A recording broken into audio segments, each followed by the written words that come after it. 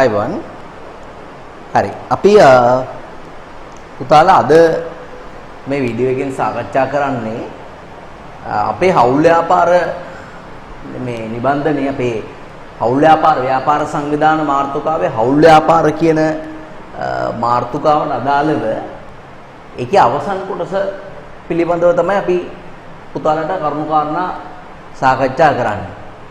දැන් ඔයාලට මතක ඇති අපි කලින් වීඩියෝ එකේදී සාකච්ඡා කළා හවුල් ව්‍යාපාරයක් කියලා කියන්නේ මොකක්ද? යම්කිසි ව්‍යාපාරයක් හවුල් ව්‍යාපාරයක් වෙන්න ඒකේ තියෙන්න ඕන මූලිකාංග මොනවද? ඊට අමතරව අපි සාකච්ඡා කළා දරුවනේ මූලිකාංග මොනවද? ඊට අමතරව අපි සාකච්ඡා කළා හවුල් ව්‍යාපාරයක් කෙරෙහි බලපාන්නා වූ නීති කාරණාවන්. නීති මොනවද තියෙන ලංකා හවුල් ව්‍යාපාරයක් පිටුවීමේදී බලපාන නීති මොනවද කියන කාරණාවන් පිළිබඳව අපි කලින් වීඩියෝ එකේදී සාකච්ඡා කළා හවුල් ව්‍යාපාර සම්බන්ධයෙන්. හරි. දැන් අපිට අද මේ වීඩියෝ එකේදී අපි සාකච්ඡා කරන්නේ හවුල් ව්‍යාපාරයක පරිපාලනයට ප්‍රධාන වශයෙන් අදාළ වෙන හවුල් ඔප්පුව සහ 24 වෙනි වගන්තිය අතර තියෙන සම්බන්ධයත් ඊට අමතරව හවුල් ව්‍යාපාරයක තියෙන වාසි අවාසි කාරණාවන් පිළිබඳව තමයි අපි මේ වීඩියෝ එකේදී අපි මූලික වශයෙන්ම සාකච්ඡා කරන්නේ. හරි රයිට්. දැන් පුතාලාට මතක ඇතිනේ අපි දැන් කලින් වීඩියෝ එකේදී අපි සාකච්ඡා කළා හවුල් ව්‍යාපාරයක් කියලා කියන්නේ පුද්ගලයෝ කීප දෙනෙක් අතර ඇති වෙන සම්බන්ධයක් තමයි හවුල් ව්‍යාපාරයක් කියලා කියන්නේ සම්බන්ධයක්. ඒතකොට ඔබ දන්නවා මොන විදිහේ සම්බන්ධයක් ඇති වුණත් එතන තියෙන එකඟතාව නිසා නේ සම්බන්ධයේ මොන જાති එකක් වුණත් එතන තියෙන එකඟතාව නිසා දැන් සමහර අය ප්‍රේම සම්බන්ධතා තියෙනවා. ඒ එකඟතාව තියෙනවා. දැන් මම ඔයත් එක්ක යාළුවා ඉන්න මේ කාලේ ඔයාට බෑ වෙන කායක් හරි යාළු වෙන්න. අපි ඕක ගිවිසුමක් විදියට ගහලා නේ. නමුත් දෙන්න කතා කරගන්නවා. කෙල්ල කියනවා මම ඔයා මේව කරනවට කැමති නෑ, මේව කරනවට කැමති නෑ, මේව කරනවට කැමති නෑ. හරි. කොල්ලත් ඒවට පිළිගන්න පුළුවන් නම් පිළිගන්නවා නැත්නම් නිකන් දෙන්න අතර වාචික ගිවිසුමක් තියෙනවා. ඒ වාචික එකඟතාව රසක් තියෙනවා. කවුරු හරි එකඟතා උල්ලංඝනය වන පරිදි වැඩ කළොත් ඒ අනිත් පාර්ශ්වය අසාධාරණ දක්වන පාර්ශ්වයට පුළුවන් ඒකට විරුද්ධව ක්‍රියාමාර්ගයක් ගන්න. ඒ සමහර ඕක අනිත් පැත්තත් වෙනවා. සමහර කෙල්ල කොල්ල යාළුනාම ඔන්න කොල්ල වෙන එකෙක් යාළුනවා. යාළුනාම කෙල්ලට අහු වෙනවා. අහුනාම කොල්ල කියනවා හරි දැන් මම වෙන එකෙක් යාළුවානේ මං තමසෝ දාලා යනවා. තමසෝ දැන් මාත් එක්ක ඉඳලා වැඩක් නැහැ. හරි. ඒව ඒ කියන්නේ කෙල්ල කැමති සමාව දීලා ගන්න කොල්ල කැමති නේ. ඉතින් ඒ වගේ එකඟතා සමහර වෙලාවට මේ එකඟතා කියන ඒවා තියෙන්න පුළුවන්. මේ එකඟතාව තියෙන්න පුළුවන් ලිඛිතව තියෙන්න පුළුවන්. නැත්තම් මේ එකඟතාව තියෙන්න පුළුවන් වාචිකව. නැත්තම් මේ එකඟතාව තියෙන්න පුළුවන් ඇඟවීමෙන්. ඇඟවීමෙන් කියලා කියන්නේ මේ ව්‍යංගාර්ථයෙන්. දැන් අපි කවුරු හරි යාළුවෙක් එක්ක නිදාගෙන ඉන්නකොට යාළුවගේ කරට අතක් දානවා. දැන් මම ඇඟට අත දාගන්නවා. එතකොට යාළුවා සද්දබද්දයක් නැහැ, අකමැත්තක් නැහැ. ඒ ගමන යාළුවගේ ඇඟට කකුලකුත් දාගන්නවා. හරි? ඔන්න ඒ ගමන මිනිස්සයා කකුලක් දාගත්තට පස්සේ පොඩ්ඩක් නැගිටලා මූණ දිහා බලලා රුස්සනා ස්වභාවයෙන් තමාට අපේ කකුල අරගෙන පැත්තකින් තිබ්බොත් එයා ඒක ලිඛිතවත් එයා ඒකට අකමැති කියන එක කියන්නේ ලිඛිතවත් නෙමෙයි වාචිකවත් නෙමෙයි ඇඟවීම එයාගේ ක්‍රියාවෙන්. ඉතින් දරුවනේ මේ එකඟතා කියන ඒවා මේ හවුල් ව්‍යාපාරයක් කරගෙන යනකොට තියෙන එකඟතා කියන ඒවා එකඟතාව වලට අපිට කොන්දේසි කියන වචනේත් පාවිච්චි කරන්න පුළුවන්. මේ කොන්දේසි කියන ඒවා ඒ අනුව ලිඛිත වාචික සහ ඇඟවීම කියන ආකාර තුනින්ම තියෙන්න පුළුවන්. තේරුණා මම කියන දේ? හරිද? එතකොට දැන් සාමාන්‍ය ඔබට මතක ඇතිනේ අපි කතා කළා ගිය සතියේ නීතියක් පිළිබඳව මේ කලින් වීඩියෝ එකේදී වීඩියෝ එකක් මේ නීතියක් පිළිබඳව 1840 අංක 7 දරන වංචා වැළැක්වීමේ ආඥා පනත පිළිබඳව ඔයාලට මතකයි නේද? වංචා වැළැක්වීමේ ආඥා පනත ගැන. හරි? මොකද්ද මේක කියන්නේ? මේක කියනවා යම්කිසි හවුල් ව්‍යාපාරයක ප්‍රාග්ධනය යම්කිසි හවුල් ව්‍යාපාරයක ප්‍රාග්ධනය 1000ට වඩා වැඩි නම් රුපියල් 1000ට වඩා වැඩි නම් අනිවාර්යෙන් මේ ව්‍යාපාරයේ ලිඛිත ගිවිසුමක් මත තමයි මේ ව්‍යාපාරය පවත්වාගෙන යන්නේ. ලිඛිත ගිවිසුමක් මත. හරි? ඒ තමයි නීතිමය தත්ත්වය. 1000ට වඩා වැඩි නම් ලිඛිත ගිවිසුමක් අනිවාර්යෙන් ඕනේ. දැන් ඔයා හිතන්න ඔන්න 3 දෙනෙක් එක්කව වෙනවා. ඩිංගි, අනිත් එක්කෙනා ගජන්, අනිත් එක්කෙනා කවුද? සුගතා. හරිද? මෙයා ප්‍රාග්ධනය දානවා 5000යි, මෙයා දානවා 5000යි, ඊට පස්සේ මෙයා දානවා 10000යි. ඔන්න ප්‍රාග්ධනය දාන ආකාරය. ඒතර මේ ඔබට පැහැදිලිව පේනවා මේ 3 දෙනාගේ ප්‍රාග්ධන රුපියල් 1000ට වඩා වැඩි කියලා.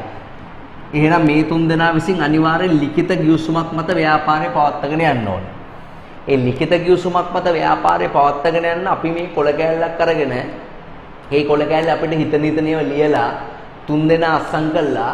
හරිද? 3 දෙනාම මුද්දර 3ක් ගෙනල්ලා කවුරු හරි බෑ දාලා කෙල ගාලා ඒකේ අලෝල මුද්දරේ උඩ. හරිද? ඒකේ 3 දෙනා කැපෙන අස්සම් කළා කියලා ඒක වළංගුලිය විල්ලක් වෙන්නේ. අපි කොහොමද තීරණය කරන්නේ මේකේ ප්‍රාග්ධන අගයට කීයක් නම් මුද්දර අලවන්න ඕනද කියලා. ඒ නිසා අපිට ඒක තීරණය කරන්න බෑ. මේ වගේ වැඩක් කරන්න අනිවාර්යෙන් නීතිමය වශයෙන් මේ වගේ නීත්‍යානුකූල ලියවිල්ලක් හදන්නේ ඒ සඳහා හැකියාවක් තියෙන ඒ සඳහා මේ නීතිමය වශයෙන් අවසරයක් තියෙන පිළිගැනීමක් තියෙන පාර්ශවයක් ලබා ඒක කරගන්න ඕනේ. එහෙනම් සරල විදිහට කියනවා නම් හවුල් ගිවිසුමක් අපිට ලිඛිතව පවත්වා ගන්න අපිට නීතිඥවරයෙකු මාර්ගයෙන් ඒක කරන්න පුළුවන්. නැත්නම් නොතාරිස්වරයෙක් මාර්ගයෙන් ඒක කරන්න පුළුවන්. නොතාරිස් කෙනෙක් කියලා කියන්නේ නීතිඥ කෙනෙක් තරම්ම මේ අර ක්වොලිෆයිඩ් නැහැ. නමුත් එයාට ලියකියවිලි සම්බන්ධ ඔප්පු තිරප්පු සම්බන්ධයෙන් එයාට සාමාන්‍යයෙන් ලොකු දැනුමක් තියෙනවා. හරිද? නීතිඥවරයෙක් හෝ නොතාරිස් කෙනෙක් මාර්ගයෙන් ඒක අනිවාර්යයෙන්ම කරගන්න පුළුවන්. දැන් අපි ওই ගිවිසුම කියනවා නේද? ඔය ගිවිසුම හවුල් ගිවිසුම කියන එක පුතා හවුල් ඔප්පුවක් බවට පත් කරන්න මක් කරන්න ඕනද? ගිවිසුම කියන්නේ කටවචනෙන් තියාගන්න ඒවා. අපි කතා කරන කටවචනෙන් තියාගෙන ඉන්න ඒවා ලිඛිත දේවල් බවට පරිවර්තනය කරාම ඒකට අපි කියනවා මොකද්ද? ඔප්පුවක් කියලා. එහෙනම් හවුල් ගිවිසුම සහ හවුල් ඔප්පුව අතර වෙනස මොකද්ද? හවුල්කරු අතර පවත්නා එකඟතා සමූහයක් හවුල් ගිවිසුම. ඒකේ ලිඛිත ස්වභාවය තමයි හවුල් ඔප්පුව කියලා කියන්නේ. දැන් නඩු කටයුත්තකට ගියාම වාචික ගිවිසුමකට කිසිම පිළිගැනීමක් ලැබෙන්නේ නැහැ. ඔප්පු කරන්න බෑනේ. දැන් මොකක් හරි නඩුවක් දා ගන්නවා මේගොල්ලෝ නඩුවක් දාගන්නේ ඩිංගි මේ කියනවා මේ දෙන්න මොකකට හරි එකඟ වුණා කියලා. ලාභ බෙදා ගන්න මේ දෙන්න එකඟ වුණා කියලා. අපි තුන් දැන් මේ තුන් දෙනා ලාභ අනුපාතය තියා ගන්නවා 5ට 10 කියලා. නැත්නම් අපිට ඕක සරල කරන්න පුළුවන් 1ට 2 කියලා. පහෙන් කැපෙනවනේ 1ට 2. හරි මේ විදිහට මේගොල්ලෝ කටවචනෙන් තමයි මේ ලාභ අනුපාතය තියාගන්නේ. ඒ කියන්නේ ලාභය 4ට බෙදලා 4න් 2ක් මෙයා ගන්නවා. 4න් 1ක් මෙයා ගන්නවා. 4න් මෙයා ගන්නවා. මේ දෙන්න සෙට්ලා නඩුවක් දාලා කියනවා ස්වාමීනි අසාධාරණ විදිහට ව්‍යාපාරේ ලාභේ සුගතම් පරිහරණය කරනවා කියලා. හරි අපිට සමානව එක බෙදන්නේ නැහැ කියලා. ඒතර සුගතම් කියනවා මේ 4ට ඒ කියන්නේ 1ට 2 තමයි බෙදන්නේ. අපි අවුරුද්දක් තිස්සේ ඉඳන් ඒක බෙදනවා කියලා. මෙයාට ඒක ඔප්පු කරන්න බැරි වුණොත් තේරෙනවද? මේක ඒ කියන්නේ මේ වාචික ගිවිසුමේ මේ කොන්දොසිය ඔප්පු කරන්න බැරි වුණොත් අනිවාර්යයෙන්ම නඩුකාරයා කියන විදිහට ලාභ බෙදන්න ඕනේ මේගොල්ලන්ට. ඒ කියන්නේ මේ වාචික ගිවිසුම් උසාවිදි පිළිගන්නේ. මේගොල්ලෝ කිව්වොත් එහෙම අපිට එහෙම දෙයක් මතක නැහැ. හරි අපි හිතන් ඉදී අවුරුද්ද අවසානයේ සමානව ලාභ බෙදයි කියලා. අපි බලන් ඉන්නවා සමානව බෙදනකම් මෙයා අසාධාරණව බෙදනවා කිව්වොත් නඩුකාරයා අනිවාර්යයෙන් මෙයාව පරාද කරනවා. වාචික ගිවිසුමක් කිසිසේත්ම උසාවියේදී ඔප්පු කරන්න බෑ. නඩුකාරයා ඉස්සර ඔප්පු කරන්න බෑ.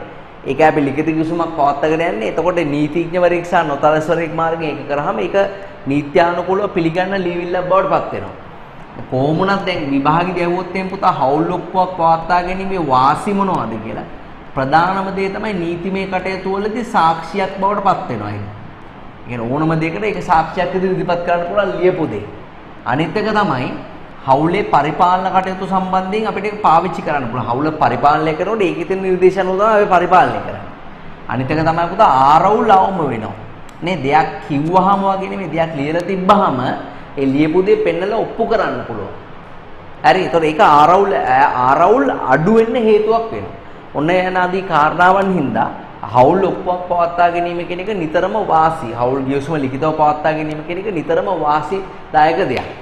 දැන් අනිත් එක තමයි පුතාලා මේ සම්බන්ධයෙන් දැනගත යුතුම කාරණේ තමයි දැන් අපි දන්නවා හවුල්කරු අතර ඇති වෙන එකඟතාවට එක ලිව්වහම ඒක හවුල් ඔප්පුවක් වෙනවා. ඒක ලියන්න යන්නේ නීතිඥවරයෙක් හෝ නොතල්ස්වරයෙක් ගාවට. රුපියල් 1000ට වඩා වැඩි නම් ප්‍රාග්ධනයේ වංචා වැළැක්වීමේ ආත්‍යම් පනතටදී අනිවාර්යයෙන් මේගොල්ලන්ට හවුල් ඔප්පුවක් තියෙන්න ඕනේ. හවුල් ඔප්පුවක් පවත්වාගෙන ගියාම පරිපාලනයේ පහසුයි. නඩු කටයුතු වලට පාවිච්චි කරන්න ලේසි. ආරවුල් අවම වෙනවා. ඒ ටික දැන් අපි දන්නවා. දැන් ඊළඟට අපි දැන් ලෝය කෙනෙක් ගාවට ගිහිල්ලා අපි නීතිඥවරයෙක් ගාවට ගියාම ඒ නීතිඥවරයා මේ හවුල් ඔප්පුව හදන විදිහක් තියෙනවා. දැන් මේ මුළු විදියම පුතාලට විභාගෙට අහන්නේ නැහැ. පුතාලට සාමාන්‍ය විභාගෙට අහන්නේ හවුල් ඔප්පුවක සාමාන්‍යයෙන් දාන කරුණු කාරණා මොනවද කියන. මොන වගේ කරුණු කාරණාද හවුල් ඔප්පුවක දාන්නේ කියලා තමයි ඔයන් අහන්නේ. සාමාන්‍යයෙන් දැන් හොද්දකට දාන දැන් පරිපෝද්දකට දාන දේවල් දන්නවනේ. සාමාන්‍යයෙන් දාන දේවල් අපි දන්නව නේද? පරිප්පු දානවා, ලුණු දානවා, කිරි දානවා. හරි මිරිස් දානවා, තුන පහ දානවා, කහ දානවා නේ. මේ වගේ දේවල් දානවානේ. හරි පරිපොද්දක් වුණට ඒ වගේ දේවල් දානවා. ඉතින් ඒ වගේ දැන් ඕනම ව්‍යාපාරයක හවුල් ඔප්පුවක් ලියන්නේ මතභේදයට තුඩු දෙන කරුණු සඳහා කලින් එකක වෙන්න තමයි හවුල් ඔප්පුවක් ලියාගන්නේ. කියන්නේ දැන් උදාහරණයක් විදිහට ලාභ බෙදා ගන්න නිශ්චිතකමක් තිබුණ නැත්නම් කට්ටිය රණ්ඩු වෙනවා. එහෙනම් ඒ වගේ වැටුප් ගන්න ගියාම කට්ටිය රණ්ඩු වෙනවා මෙයාට වැඩි මට අඩුයි කියලා. නේද? හරි. ඒ වගේ මේ දැන් සාමාන්‍යයෙන් විභාගෙදී අහනවා සාමාන්‍යයෙන් හවුල් ඔප්පුවකට දාන හවුල් ගිවිසුමක ඇතුළත් වෙන කරුණු කාරණා මොනවද කියලා. හවුල් ගිවිසුමක ඇතුළත් වෙන කරුණු කාරණා කිව්වහම හවුල් ගිවිසුමේ ඇතුළත් වෙන හවුලේ පරිපාලනයට අදාළ කොන්දේසි තමයි ඇතුළත් වෙන්නේ. පරිපාලනට අදාළ කොන්දේසි. ඒ කියන්නේ ලාභ බෙදා ගැනීම පිළිබඳව තියෙනවා. වැටුප් ලබා ගැනීම පිළිබඳව තියෙනවා. නව හවුල්කරුවෙකු බඳවා ගැනීම පිළිබඳව තියෙනවා. සිටින හවුල්කරුවෙකු විශ්‍රාම වීම පිළිබඳව කොන්දේසි තියෙනවා. ගිනුම් තබන ආකාරයේ විගණනය කරන ආකාරය පිළිබඳ කරුණු කාරණා තියෙනවා. ඊට පස්සේ විවිධ ගෙවීම් පිළිබඳ කොන්දේසි තියෙනවා. උදාහරණ තමයි අපි දාලා තියෙන ප්‍රාග්ධනයට පොලියක් ලැබෙනවා නම් ඒ ප්‍රාග්ධන පොලිය ඒ වගේම අපි ව්‍යාපාරයට ණය දීලා තියෙනවා නම් අපිට ලැබෙන ණය පොලිය. හරි ඒ වගේම දරුවනේ ව්‍යාපාරයේ විසුරුව හැරීම පිළිබඳ යම් කොන්දේසි තියෙනවා නම් ඒ විසුරුව හැරීම පිළිබඳ කාගේ කැමැත්තටද විසුරුව හරින්නේ. හරි වැඩි දෙනා කැමැත්තටද සම්පූර්ණ කැමැත්තටද ප්‍රධාන අයිතිකරුගේ කැමැත්තටද ඒ විසුරුව හැරීම පිළිබඳ කොන්දේසි තියෙනවා. හරිද ඊට පස්සේ ඒ වගේ මේ විවිධ මේ කරුණු කාරණා මේවා තමයි සාමාන්‍යයෙන් කොමන්ලි. ඒ කියන්නේ මේවා තමයි සාමාන්‍යයෙන් පොදුවේ හවුල් ව්‍යාපාරයක් කරගෙනනකොට කට්ටිය රණ්ඩු වෙන්න අදාළ වෙන හේතු. ඉතින් මේ හේතු ටික දාලා තමයි හවුල් ඔප්පුවක් කියන එක හදන්නේ නිශ්චිත ආකෘතියකට අනුව. හරි ඒ ආකෘති නම් කවදාකවත් විභාගෙදී අහන්නේ නැහැ. ආකෘතියක් තියෙන ඒ ආකෘතිය අනුව තමයි සාමාන්‍යයෙන් හවුල් ඔප්පුවක් කියන එක නිර්මාණය වෙන්නේ. ඒකේ ආකෘතිය ගත්තාම ඉස්සලම ඕනම දෙයක් පටන් ගන්නකොට ඒකේ තියෙනවානේ පොඩි හැඳින්වීමක් වගේ දෙයක්. උඩින්ම ලියනවා හවුල් ඔප්පුවයි කියලා. එකපාරක් විභාගෙදී මේ ප්‍රශ්නේ ආවා මනංකල්පිත තොරතුරු ඇතුළත් කරමින් ව්‍යාපාරයක් සඳහා හවුල් ඔප්පුවක් කෙටුම්පත් කරන්න කියලා තමයි. මේ කෙටුම්පත් දැන් මේක ළමයිට ගොඩක් අයට බැරුනේ සිංහල බැරි හින්දා. මේ සමහර අයට මනංකල්පිත කියන එක කියවන්න බෑ. සමහරව මනංකල්පිත කියන කියවන්න බෑ. හරි? දැන් මේ කොහොමද කියවෙන්නේ? ප්‍රත්‍ය කියලා කියවෙන්නේ. මේක හං කියලා නෙමෙයි කියවෙන්නේ. ඔය සමහර වේදිකා නාට්‍යවල රජා එනකොට මේක තමයි ස්ක්‍රිප්ට් එකේ පිටපතේ ලියලා තියෙන්නේ. හරියට සිංහල දන්නේ නැති කෙනෙක් නම් මෙයා ස්ටේජ් එකට ගිහලා කියනවා හං මමයි මහරජා කියලා. මේක හං කියලා නෙමෙයි කියලා හහ් කියලා කියවෙන්නේ. මමයි මහරජා. නේ? එහෙමනේ කියන්නේ කොහොමද කලාප අධ්‍යාපන කාර්යාලයෙන් ඇවිල්ලා ප්‍රෙසිඩන්ට් ඇවිල්ලා කට්ටියම ඉන්න වෙලාවේ පාසලේ වේදිකා නාට්‍යයේ කවුරුද කියලා කියනවා හං මමයි මහරජා කියලා. ඒ මොනොත් ඉස්කෝලේ ලැබෙන ප්‍රතිපාදන නැති වෙයි. මේක මේ විභාග පස්සේ ළමයිට බැරි වෙන්න ප්‍රධාන හේතුව තමයි සිංහල බැරිකම. මනංකල්පිතයි කියලා කියන්නේ බොරු තොරතුරු ටිකක් දාලා. ආයිදි ළමයිට කියන්න දෙයක් නැහැ බොරු තොරතුරු දාන්න කියලා. ළමයි පේපර් වලට වැඩි හරියට ලියන්නේ බොරු තමයි. හරිද? ආයි අමුතේ විභාගෙදී කියන්න ඕනේ නැහැ බොරු දාලා ලියන්න කියලා. ඒතර මනංකල්පිත තොරතුරු ඇතුළත් කරමින් මනංකල්පිත තොරතුරු ඒ කියන්නේ බොරු තොරතුරු දාලා හවුල් ඔප්පුවක් කෙටුම්පත් කරන්න ඩ්‍රාෆ්ට් කරන්න. ඒ කියන්නේ කෙටුම්පත් කරනවා කියන්නේ දල වශයෙන් හදනවා කියන එක. ඉතින් ඒ වගේ දල වශයෙන් හදනකොට පුතා හරිද? ඒකේ තියෙන්න ඕනේ මේ මොකක් හරි පිළිවෙලක්. ඉස්සෙල්ලාම මේක පටන් ගන්න හවුල් ඔප්පුවයි කියලා පටන් ගන්නවා. හරි ඊට පස්සේ පළවෙනි එක දානවා ව්‍යාපාරයේ තොරතුරු ටික. ව්‍යාපාරයේ තොරතුරු ටික දානවා. හරි? ව්‍යාපාරයේ තියෙන තොරතුරු ආරම්භක දිනය ඊට පස්සේ ව්‍යාපාරයේ තියෙන පරමාර්ථය ව්‍යාපාරයේ මොන වගේ පරමාර්ථද තියෙන්නේ ඒ වගේම ව්‍යාපාරයේ තියෙන ලිපිනය කොයි වගේද ඔන්න ඒ වගේ දේවල් ටික සාමාන්‍යයෙන් දානවා. ඒ වගේම හවුල් කරුවන්ගේ විස්තර ටික දානවා. හවුල් කරුවන් පිළිබඳ තොරතුරු ටික දානවා. හවුල් කරුවන්ගේ නම් තියෙනවා, හවුල් කරුවන්ගේ ලිපිනයන් තියෙනවා. ඒ වගේම හවුල් කරුවන්ගේ ප්‍රාග්ධන දායකත්වයේ තියෙනවා. හරි ඒ වගේ හවුල් කරුවන් පිළිබඳ තොරතුරු ටික දානවා. ඊළඟ තුන්වෙනියට තමයි අපි දාන්න පුතේ කොන්දේසි ටික. අපේ ව්‍යාපාරය කරගෙන යාම සම්බන්ධයෙන් තියෙන කොන්දේසි. දැන් උදාහරණයක් ලාභ 5ට 3ට 2ට බෙදා ගැනීම. එක් අයෙකුට වැටුප මාසකට 80000ක්. නව බඳවා ගැනීමේදී ඩිංගිගේ කැමැත්ත තිබිය යුතුය. විශ්‍රාම යාමේදී ඒ ඩිංගිගේ කැමැත්ත තිබිය යුතුය. ගිණුම් විගණනය අනිවාර්ය නොවේ. රයිට් ණය පොලිය 10%යි ප්‍රාග්ධන පොලිය 12%යි. රයිට් වැඩි දෙනාගේ කැමැත්තට විසිරුවා හරින්න පුළුවන්. ඒ වගේ විවිධ කොන්දේසි ටික දාලා තියෙනවා. ඒ කොන්දේසි ටිකෙන් පස්සේ දාලා තියෙනවා පුතා මේ කොන්දේසි වලින් පස්සේ සහතික කිරීම දාලා තියෙනවා. ඒ කියන්නේ නොතාරෙස්සරය සහතික කරනවා. මේ සහතික කිරීම සහ හවුල්කරුවන්ගේ අස්සන් ටික එක තමයි තියෙන්නේ.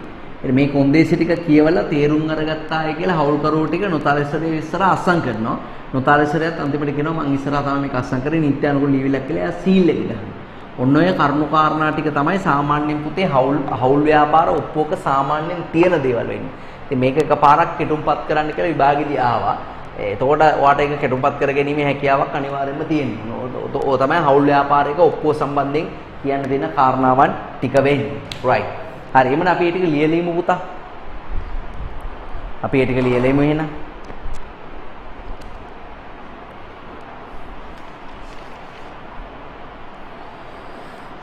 right. අපිට කරන්න තියෙන්නේ මේකේ පිටු අංක 25. පිටු අංක 25 බලන්න. හවුල් ගිවිසුම සහ හවුල් ඔප්පුව. හරි.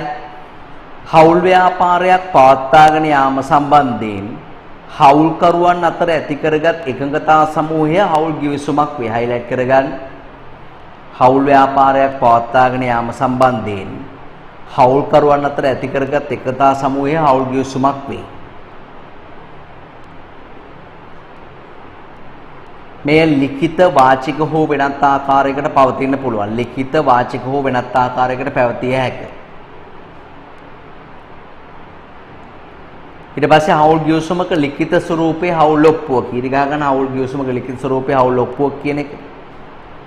එය සියලු හවුල්කරුවන් විසින් ප්‍රසිද්ධ නොතාරෙස්සෝ නීතිඥවරයෙකු ඉදිරියේ අත්සන් කරපු ලිඛිත ලියවිල්ලක් වෙන්න ඕනේ. සාමාන්‍යයෙන් හවුල් ඔප්පුවක තියෙන මූලික කරුණු කාරණාවන් තමයි උතන දාලා තියෙන්නේ. ශීර්ෂය කියලා කියන්නේ මෙතන මේ හවුල් ඔප්පුව කියලා තියෙන පුතේ ඒක. ඒ තමයි ශීර්ෂය කියලා කියන්නේ. ඊට පස්සේ මූලික තොරතුරු වලට දානවා ආරම්භක දිනය, නම ලිපිනය, හවුල්කරුවන්ගේ නම ලිපිනය ඔක්කොම එකට දාන්න පුළුවන්. හරි ව්‍යාපාරයේ ස්වභාවය, ව්‍යාපාරයේ අරමුණ ඒ ඔක්කොම මේ දෙකම එකතු කරොත් ඒකට මූලික තොරතුරු කියනවා. අපිට ඕන නම් හවුල්කරුවන්ගේ තොරතුරුයි ව්‍යාපාරික තොරතුරු වෙනම දාන්න පුළුවන්. නැත්නම් මූලික තොරතුරු කියලා මේ ටික දානවා. ඊට පස්සේ කොන්දේසි ටික දානවා. පුතාලා කොන්දේසි ටික හයිලයිට් කරන්න. දැන් ඔයාලට එක්සෑම් එකේදී මේ බ්ලොක් එකට හදන්න කියලා එන එකක් නෑ. නමුත් මම ගෙදර වැඩවලට බ්ලොක් එකට හදන්න දෙන්නම්. යම් කරුණු කාරණා දාලා එතකොට විභාගෙදී අහන්නේ හවුල් ඔප්පුවක සාමාන්‍යයෙන් ඇතුළත් වෙන කොන්දේසි මොනවද? කොන්දේසි කියලා කියන්නේ මෙන්න මේවා. ඒ කියන්නේ හවුලේ ව්‍යාපාරයක් කරනකොට සාමාන්‍යයෙන් අපි රණ්ඩු සරුවල් වෙන කාරණා ටිකක් තියෙනවානේ. ඒ සම්බන්ධයෙන් අපිට එකඟතා ටිකක් කලින් තියෙන්න ඕනේ. ඒතර මෙන්න මේ කොන්දේසි ටික තමයි පුතා මුලින්ම දාලා තියෙන්නේ. ඒ කියන්නේ මේ කොන්දේසි විදිහට ගන්න මේ ටික. හරි බලන්න ඔය ප්‍රාග්ධනයට දායක වන ආකාරය, ලාභ බෙදන ආකාරයව හයිලයිට් කරගන්න. හවුල්කරුවන්ගේ අයිතිවාසිකම් මොනවද? යුතුයකම් මොනවද? හවුල කවුද කළමනාකරණය කරන්නේ? මතභේද කොහොමද නිරාකරණය කරගන්නේ? නව හවුල්කාරයෙක් බඳවගන්නේ කොහොමද? හරිද? හවුල්කරුවන්ට කරන ගෙවීම් වර්ග, ඒ කියන්නේ ප්‍රාග්ධන පොලි, ණය පොලි වගේ දේවල් පිළිබඳව විසුරුවා හරින්නේ කොහොමද? යනාදී කාරණාවන් පිළිබඳව තමයි ඔකේ ඇතුළත් වෙන්නේ. හයිලයිට් කරගන්න. හයිලයිට් කරගන්න.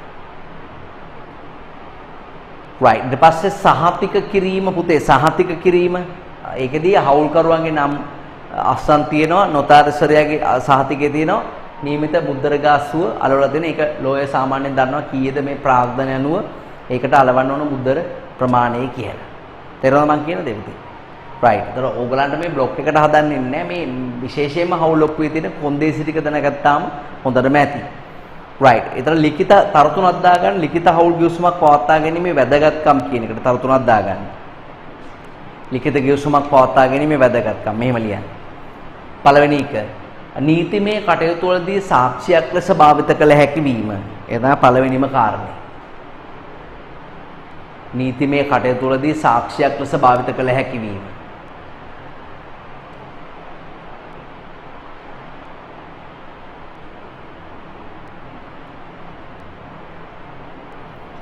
සාක්ෂියක් ලෙස භාවිත කළ හැකි වීම.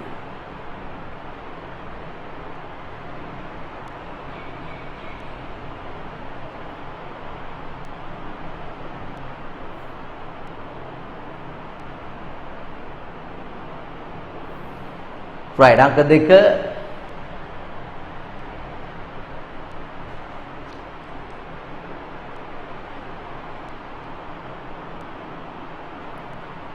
මතභේද වුවත් ඒවා පහසුවෙන් විසඳාගත හැකි වීම. මතභේද ඇති වෙන අඩුයි ගිවිසුමක් තියෙනවා නම් මතභේද වුවත් ඒවා පහසුවෙන් විසඳාගත හැකි වීම.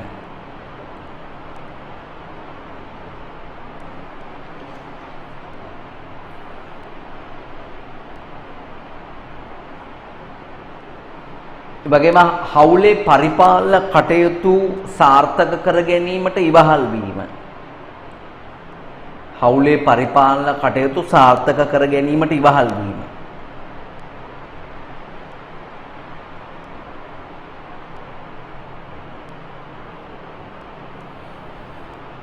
සාර්ථක කර ගැනීමට ඉවහල් වීම.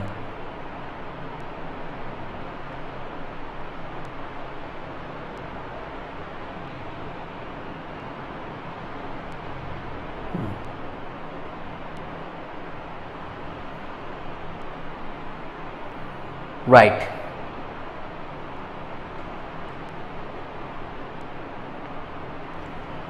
හොඳයි එහෙනම් අපි යමු ඊළඟ කොටසට. එහා පැත්තට යමු. 26 පිටුට යන්න.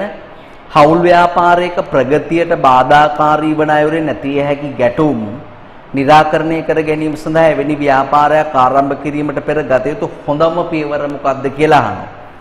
හොඳම කියන්නේ ප්‍රශ්න අඩු කරගන්න හවුල් ව්‍යාපාරයක දෙන ගැටුම් ප්‍රශ්න අඩු කරගන්න ගන්න පුළුවන් හොඳම ක්‍රියාමාර්ගය මොකක්ද කියලා අහනවා. මොකද්ද හොඳම ක්‍රියාමාර්ගය වෙන්නේ? ලිඛිත ගිවිසුමක් මත එමෙත හවුල් ඔප්පුවක් මත පවත්වා ගැනීමයි. ලිඛිත ගිවිසුමක් මත එමෙත හවුල් ඔප්පුවක් මත පවත්වා ගැනීමයි.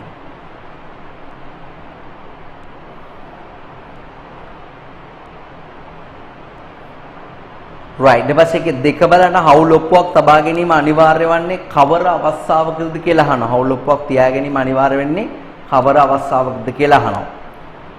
ලියන්න මෙහෙම මොකද අවස්ථාව? ආරම්භක ප්‍රාග්ධනය රුපියල් 1000ට වඩා වැඩි වෙන අවස්ථාවකදී. ආරම්භක ප්‍රාග්ධනය රුපියල් 1000කට වඩා වැඩි වෙන අවස්ථාවකදී. ආරම්භක ප්‍රාග්ධනය රුපියල් 1000ට වඩා වැඩි වෙන අවස්ථාවකදී.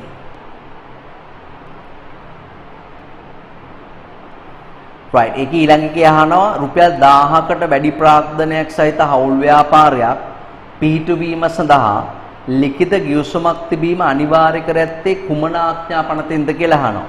කුමන ආඥා පනතින්ද පුතේ අර හවුල් ඔප්පුව කියන එක අනිවාර්ය කරලා තියෙන්නේ 1840 අංක 7 දරන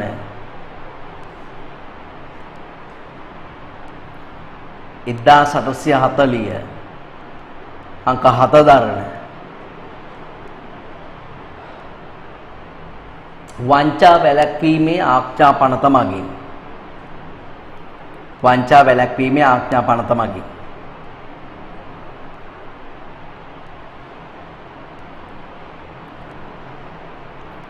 right හරි දැන් පුතාලා වීඩියෝ එක පෝස් කරලා නතර කරලා 4 5 6 7 8 කියන ප්‍රශ්න ටික කරන්න.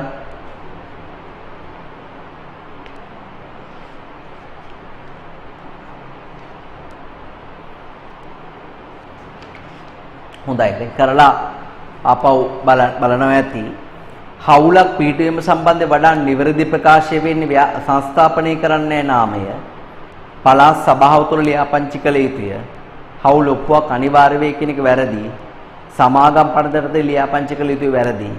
නාමයේ අදාළ පළාත් සභාවේ පළාත් සමාගම් රෙජිස්ට්‍රාර් කාර්යාලය තුළ ලියාපදිංචි කළ යුතුයි. ඒක තමයි හරි උත්තරේ. ඔතන පළාත් සමාගම් රෙජිස්ට්‍රාර් කාර්යාලය තමයි ඇත්තරම ළමයි පළාත් සභාවේ පළාත් සමාගම් රෙජිස්ට්‍රාර් කාර්යාලය තමයි කරන්න ඕනේ. නමුත් ලේසියට තමයි ප්‍රාදේශීය ලේකම් කාර්යාලයට පවර්ලා තියෙන්නේ.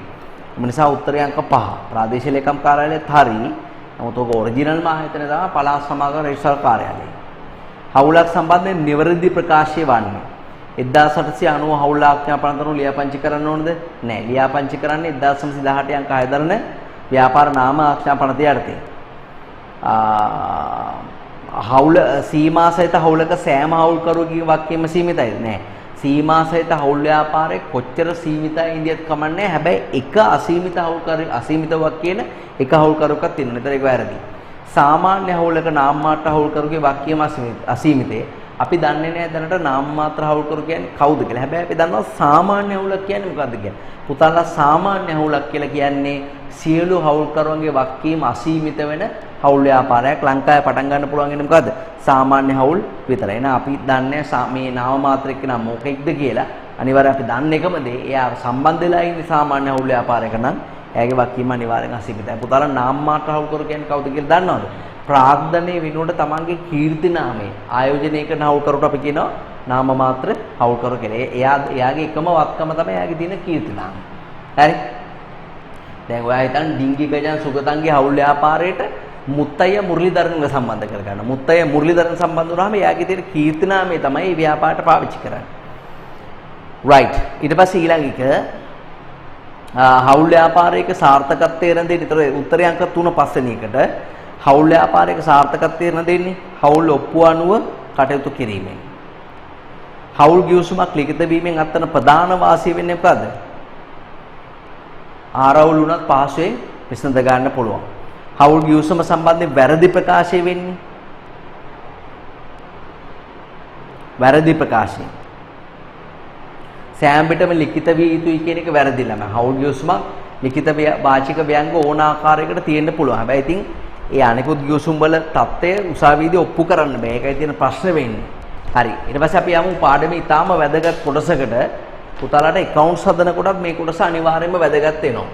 ඔය accounts හදනකොට ගැළපෙලි වල අනිවාර්යෙන් මේ වගන්තිය ගැන කියවෙනවා. ඒතකොට මේ accounts හදන සරලා වැඩි ප්‍රයොරිටි එකක් දෙන්නේ නැහැ මේ වගන්තිය ගැන කියලා දෙන්න.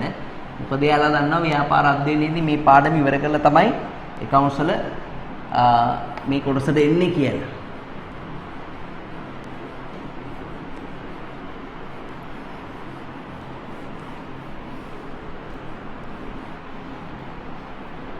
right. අපේ මාර්තුකාව තමයි 24 වෙනි වගන්තිය. අපි ඉගෙන ගන්න යන්නේ 24 වෙනි වගන්තිය.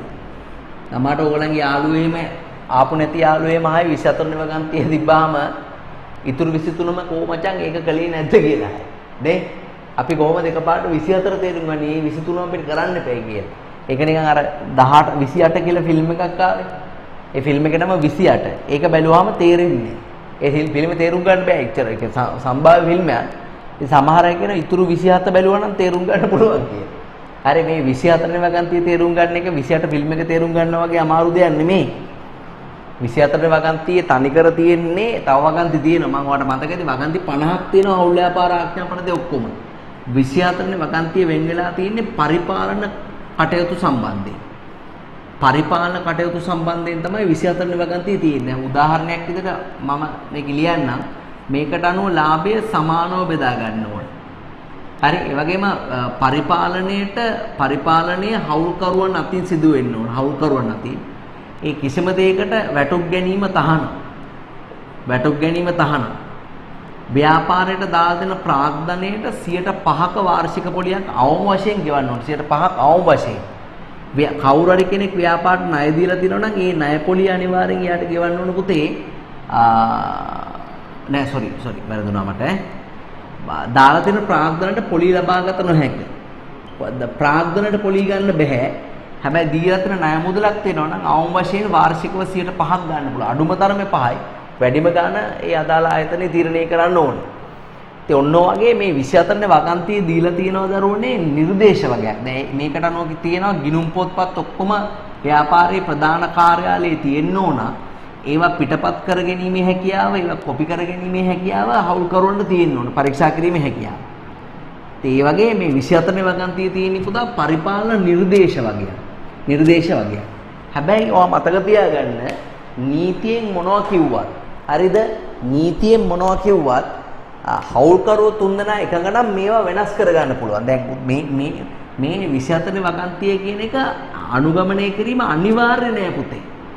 අනුගමනය කිරීම කියන එක අනිවාර්ය නෑ. මේක කැමති නම් අනුගමනය කරන්න පුළුවන් නැත්තම් නිකන් ඉන්න පුළුවන්. එතකොට දැන් අපි හිතමුකෝ දැන් ඩිංගි ගජන් සුගතන් කියලා තුන්දෙනෙක් ඉන්නවනේ. මේ තුන්දෙනා ලාභ අනුපාතයක් දාලා දෙනවා 5ට 3ට 2 කියලා. ඊට පස්සේ මේගොල්ලෝ ප්‍රාග්ධනයට දාපු ප්‍රාග්ධනයට 10ක් අවුරුද්දකට පොලි ගන්නවා. ණය වලට 8ක් ගන්නවා. හරි? ඉතින් ඒ වගේ මේ 24 වෙනි වගන්තිය දෙන කොන්දේසි කඩලමයි මේගොල්ලෝ වැඩ කරන්නේ. හැබැයි දැන් මේගොල්ලන්ට එහෙම කරන්න පුළුවන්. 24 වෙනි වගන්තියේ නීති තිබ්බට මේ විදිහට කරන්න කියලා අවශ්‍ය නම් තමයි මේ විදිහට කරන්න. අවශ්‍ය නම් අපිට අවශ්‍ය නම් කතා වෙලා මේගොල්ලන්ට කතා වෙලා මේ කැමති විදිහකට මේවා බෙදාගත්ත හැකියි. හැබැයි ප්‍රශ්න තියෙන්නේ මේගොල්ලෝ මේ වාචික ගුසුමක් නම් පටන් ගන්න තියෙන්නේ ප්‍රශ්නයක් සංවිධානය තුළ ප්‍රශ්නයක් ඇති නොවන තාක්කල් කිසිම ගැටලුවක් නැහැ. මෙහෙම ලාභ බෙදා ගන්නවා ප්‍රාග්ධන පොලි ණය පොලි ගන්න කිසිම ගැටලුවක් නැහැ. හැබැයි ඒ ඇස්සේ සුගතම් මොකද කරන්නේ? එයා කියනවා යට ලැබෙන ලාභ කොටස මදි කියලා. මදි කොහොම මේ දෙන්න එකඟ වෙන්නේ මේ දෙන්න කියනවා ওই ගාන ගන්න ওই ගාන තමයි දෙන්න පුළුවන් කියලා. සුගතම් නඩු වලට යනවා නඩුවකට යනවා කියන්නේ. ව්‍යාපාර විරුද්ධ නඩු දානවා. නඩු දැම්මහම මේ ඩිංගි ගජන් දැන් මෙයා කියන්නේ මට මේගොල්ලෝ සමානව ලාභ බෙදා ගන්න නෑ ස්වාමීනි මට අසාධාරණ විදිහට අඩු ලාභයක් දෙනවා කියලා. ඒත් මේගොල්ලෝ ඔප්පු කරන්න හදනවා අපි 5ට 3ට තමයි මේක බෙදාගන්නේ. අපි කලින් කතා කළා කියලා. මේ කතා කරපු තැන නඩුකාරයෝ ඉඳී නේ. ඔයාලට තේරෙනවද මේ කතා කරපු තැන නඩුකාරයෝ ඉඳී නේ. ඒ නිසා නඩුකාරයා කියනවා මට ඕගොල්ලෝ කතා කරපු ඒවා ඇහුනෙත් නෑ. මං එතන හිටියෙත් නෑ. මං ඒව මුකුත් දැක්කෙත් නෑ. ඒක නිසා මට ඕගොල්ලෝ කතා කරපුවා පිළිබඳ විශ්වාසය තියන්න බෑ. එම නිසා මම 24 වෙනි වගන්ති නිර්දේශයක් පාවිච්චි කරනවා. මොකද්ද පාවිච්චි කරන නිර්දේශය? ලාභයේ සමානව බෙදාගත්ත. මට වැඩක් නෑ ඕගොල්ලෝ 5ට 3ට 2ද කොහොමද බෙදාගත්තේ කියලා. හැබැයි තීන්දුව දෙන දවස් නම් ඕගොල්ලෝ ලාභය කොහොමද? සමානව බෙදා ගන්න ඕන. අන්න එතකොට ඩිංගි මේ සුගතන්න වාසදායක තත්ත්වයක් ඇති වෙනවා. ඔයාලට තේරෙනවද මම කියන්නේ දෙන්න? හරි. ඉතින් එතකොට දැන් මේ 27 විභාගෙදී අහනවා 24 වෙනි වගන්තිය මේ අපි කතා කරන 24 වෙනි වගන්තිය හවුල් ව්‍යාපාරයකට අදාළ වෙන ආකාර තියෙනවා දෙකක්. මේ 24 වෙනි වගන්තිය. එකක් තමයි යම්කිසි ව්‍යාපාරයක ලිඛිත කිවිසුමක් නැත්තම් මොකක් හරි ආරවුලකදී නඩුවකට ගියාම අනිවාර්යෙන් අදාළ වෙන්නේ මොකද්ද? 24 වෙනි වගන්තියේ නිර්දේශය. හරි 24 වෙනි වගන්තියේ කියලා තියෙන විදිහට තමයි මේ ප්‍රශ්න निराකරණය කරගන්න වෙන්නේ. මොකද ඒගොල්ලන්ගේ ලිඛිත කිවිසුමක් නැහැ. වාචික කිවිසුමක් තිබ්බට ඒක උසාවියට අරන් යන්න බෑ. ඔයාලට තේරෙනවද මම කියන්නේ පුතේ? ඊට පස්සේ අනිත් එක තමයි පුතා ලිඛිත කිවිසුමක් තියෙනවා. ලිඛිත කිවිසුමක් ඇතත් එහි ඇතුළත් නොවන කරුණක් සඳහා. ඒ කියන්නේ ලිඛිත කිවිසුමක් තියෙනවා. නමුත් ඒකේ ඇතුළත් නොවන කරුණකට උසාවි ගියොත් අදාළ වෙන්නේ අනිවාර්යයෙන් මොකද්ද? 24 වෙනි වගන්තිය. දැන් උදාහරණයක් විදිහට අපි ගන්නවා දැන් මේගොල්ලෝ උත්සාහ කරනවා. ඒ කියන්නේ මේගොල්ලෝ මේ කියන්නේ ඩිංගියන් සුගතන් තුන්දෙනාගේ තියෙනවා හවුල් ඔප්පුවක් තියෙනවා. ලිඛිතව සඳහන් කරමු විධිමත් හවුල් ඔප්පුවක් තියෙනවා. හැබැයි ඒකේ කොහෙවත් ණය පොලිය ගැන සඳහනක් නැහැ. ලබා දුන්න ණය පොලිය ගැන සඳහනක් නැහැ. ඉතින් කවුරුන් ණයක් දීපු එක්කෙනෙක්ට පොලිය දෙනකොට අපි තමයි යාට අවුරුද්දට 3 ගාණ දෙනවා. හැබැයි මේ 24 වෙනි වගන්තියේ කියනවා අඩුම තරමේ 5ක් දෙන්න ඕන කියලා. දැන් මේගොල්ලන්ගේ ලිඛිත කිවිසුමක් නැහැ. සුගතන් ව්‍යාපාරට දුන්න ණය මුදලකට 3 ගාණ දෙනකොට සුගතන් මොකද කරන්නේ? නඩුවක් දැම්මොත් එහෙම නඩුකාරයා කියනවා ඕගොල්ලන්ට ලිඛිත කිවිසුමක් නැති නිසා ඕගොල්ලෝ කතා කරපු දේවල් ඔප්පු කරන්න විදියක් නැහැ. අපි එහෙම වුණොත් 24 වෙනි වගන්තියේ නිර්දේශ අනුව මේ ණය පොලිය 5%ක්වත් ගෙවන්න නිර්දේශ කරනවා. දැනට 2% හම්බෙන්නේ. හරිද? ණයට මේ ලබා දුන්න ණයට පොලිය 2% හම්බෙන්නේ මේක 5%ක්වත් ගෙවන්න කියලා අපි නියෝග කරනවා කියලා 24 වෙනි වගන්තියේදී. ඒ කියන්නේ 24 වෙනි වගන්තිය පාවිච්චි කරන නඩුකාරයට කියන්න පුළුවන්. ඒ නිසා හවුලකට 24 වෙනි වගන්තිය අදාළ වෙන කාරණා දෙකයි තියෙන්නේ. ලිඛිත කිවිසුමක් තිබුණත් ඒකේ නැති කරුණු සම්බන්ධයෙන් 24 වෙනි වගන්තියේ නිර්දේශ තමයි අදාළ වෙන්නේ. ඒ වගේම ලිඛිත කිවිසුමක් නැත්තම් ලිඛිත කිවිසුමක් නොමැති අවස්ථාවල සම්පූර්ණයෙන් අදාළ වෙන්නේ මොකද්ද? 24 වෙනි වගන්තිය. තේරෙනවද? අන්න එහෙමයි ඒකේ අදාළත්වය තියෙන්නේ. ඒතර ඒකේ තියෙන කොන්දේස ටික පුතා කටපාඩමින් අනිවාර්යෙන්ම මේ තියාගන්න වෙනවා. හරි. එමනම් අපි බලමු හවුල් ව්‍යාපාර ආඥා පනත 24 වෙනි වගන්තියට යමු.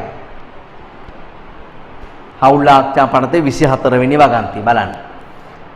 හවුල් ඔප්පුවක් නොමැති වූ විට හා හවුල් ඔප්පුවේ සඳහන් නොවන විශේෂ කරුණක් සම්බන්ධයෙන් අදාළ වන්නේ 24 වෙනි වගන්තිය. ඉරි ගහ ගන්න. හවුල් ඔප්පුවක් නැත්තම් එතන හවුල් ඔප්පුවේ නැති කරුණක් සම්බන්ධයෙන් නම් මේ නඩුව පැවරලා තියෙන්නේ අදාළ වෙන්නේ මොකද්ද 24 වෙනි වගන්තිය. හරි. තර තුනක් දාගන්න 24 වෙනි වගන්තියේ නිර්දේශවලට. තර තුනක් දාගන්න 24 වෙනි වගන්තියේ නිර්දේශවලට.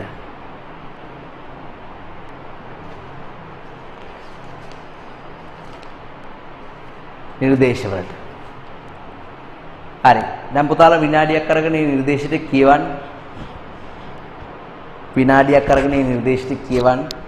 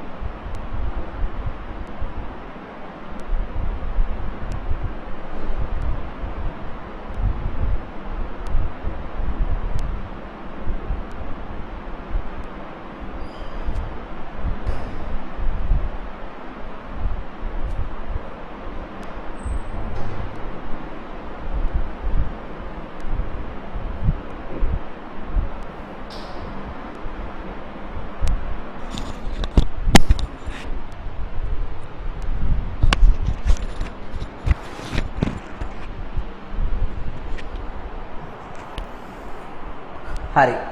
මම හිතනවා කියවන්න නැති කියලා ඔයගොල්ලෝ නිර්දේශ ටික.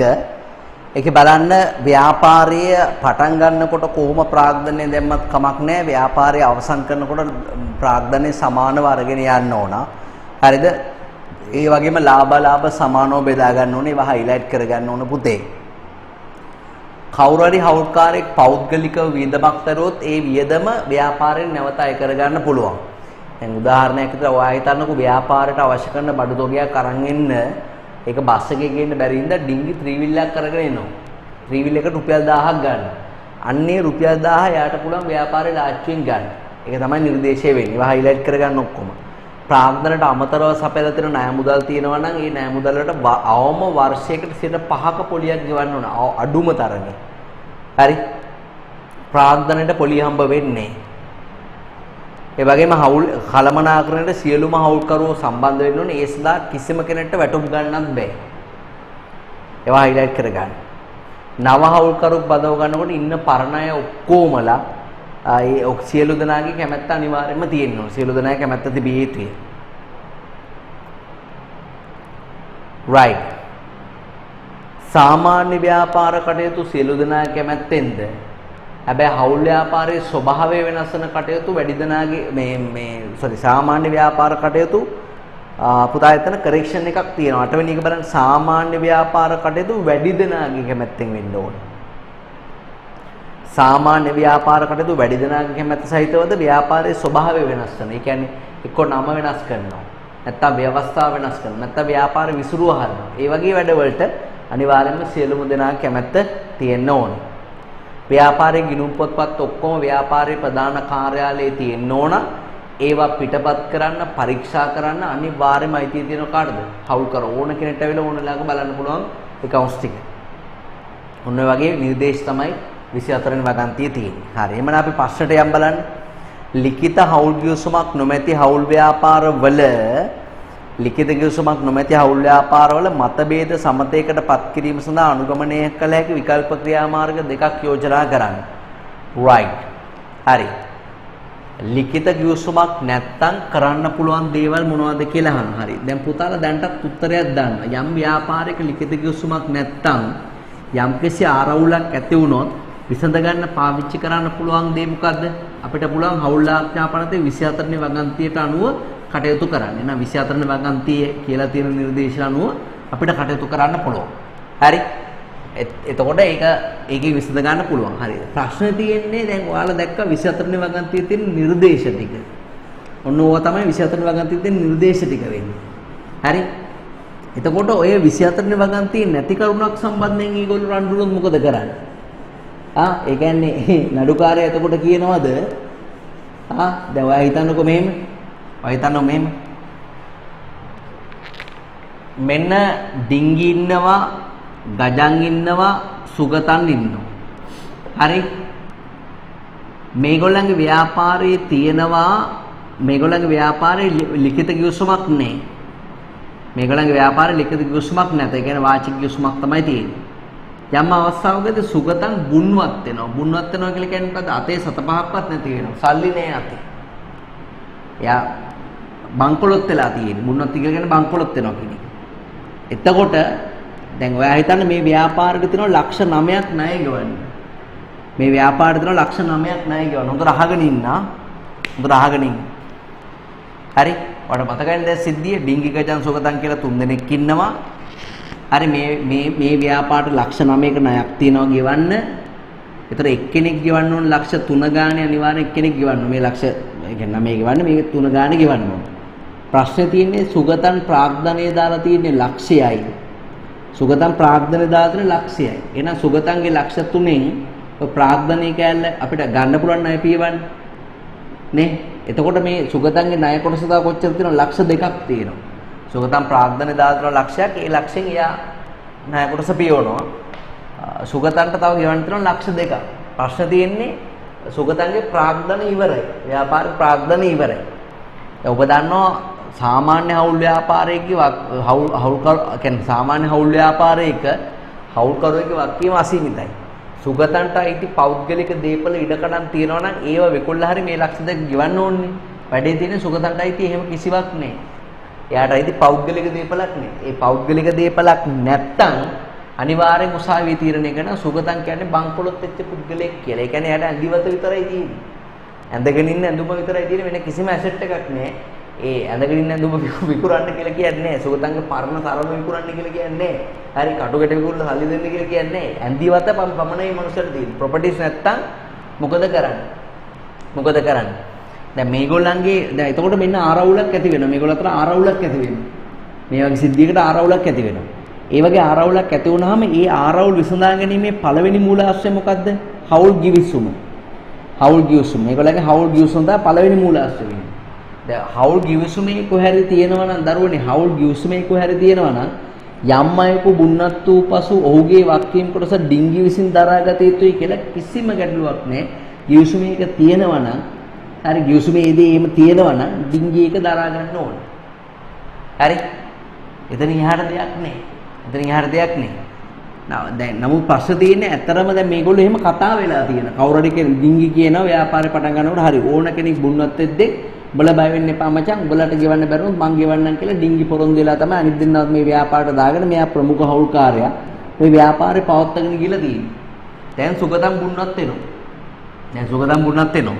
දැන් වායතන මේගොල්ලෝ ගාව තියෙන වාචික ගිවිසුමක් කියලා හිතන්නකෝ වාචික ගිවිසුමක් තියෙන ලිඛිත ගිවිසුමකුත් නැහැ.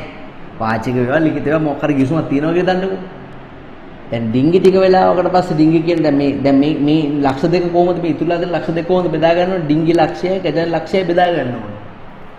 ඩිංගි මේ එහෙම තමයි කියන්නේ සෝරි මේ ගිවිසුම අනුව නම් මොකද කරන්නේ? ඩිංගි දරා ගන්නවා කියලා කියනවනේ. ඩිංගි ලක්ෂ දෙකම දරා ගන්න ඕනේ. සුගතන්ට ගෙවන්න බැරි ලක්ෂ දෙකම ඩිංගි දරා ගන්න ඕනේ. නමුත් ප්‍රශ්න තියෙන ඩිංගි දැන් කියනවා මට විතරක් දරා ගන්න බෑ. අයි ගජනුත් මේ ව්‍යාපාරෙන් ලාභ ලබනවනේ. ඔයා ලක්ෂයක් ගෙවන්න මම ලක්ෂයක් ගෙවන්නම් කියනවා.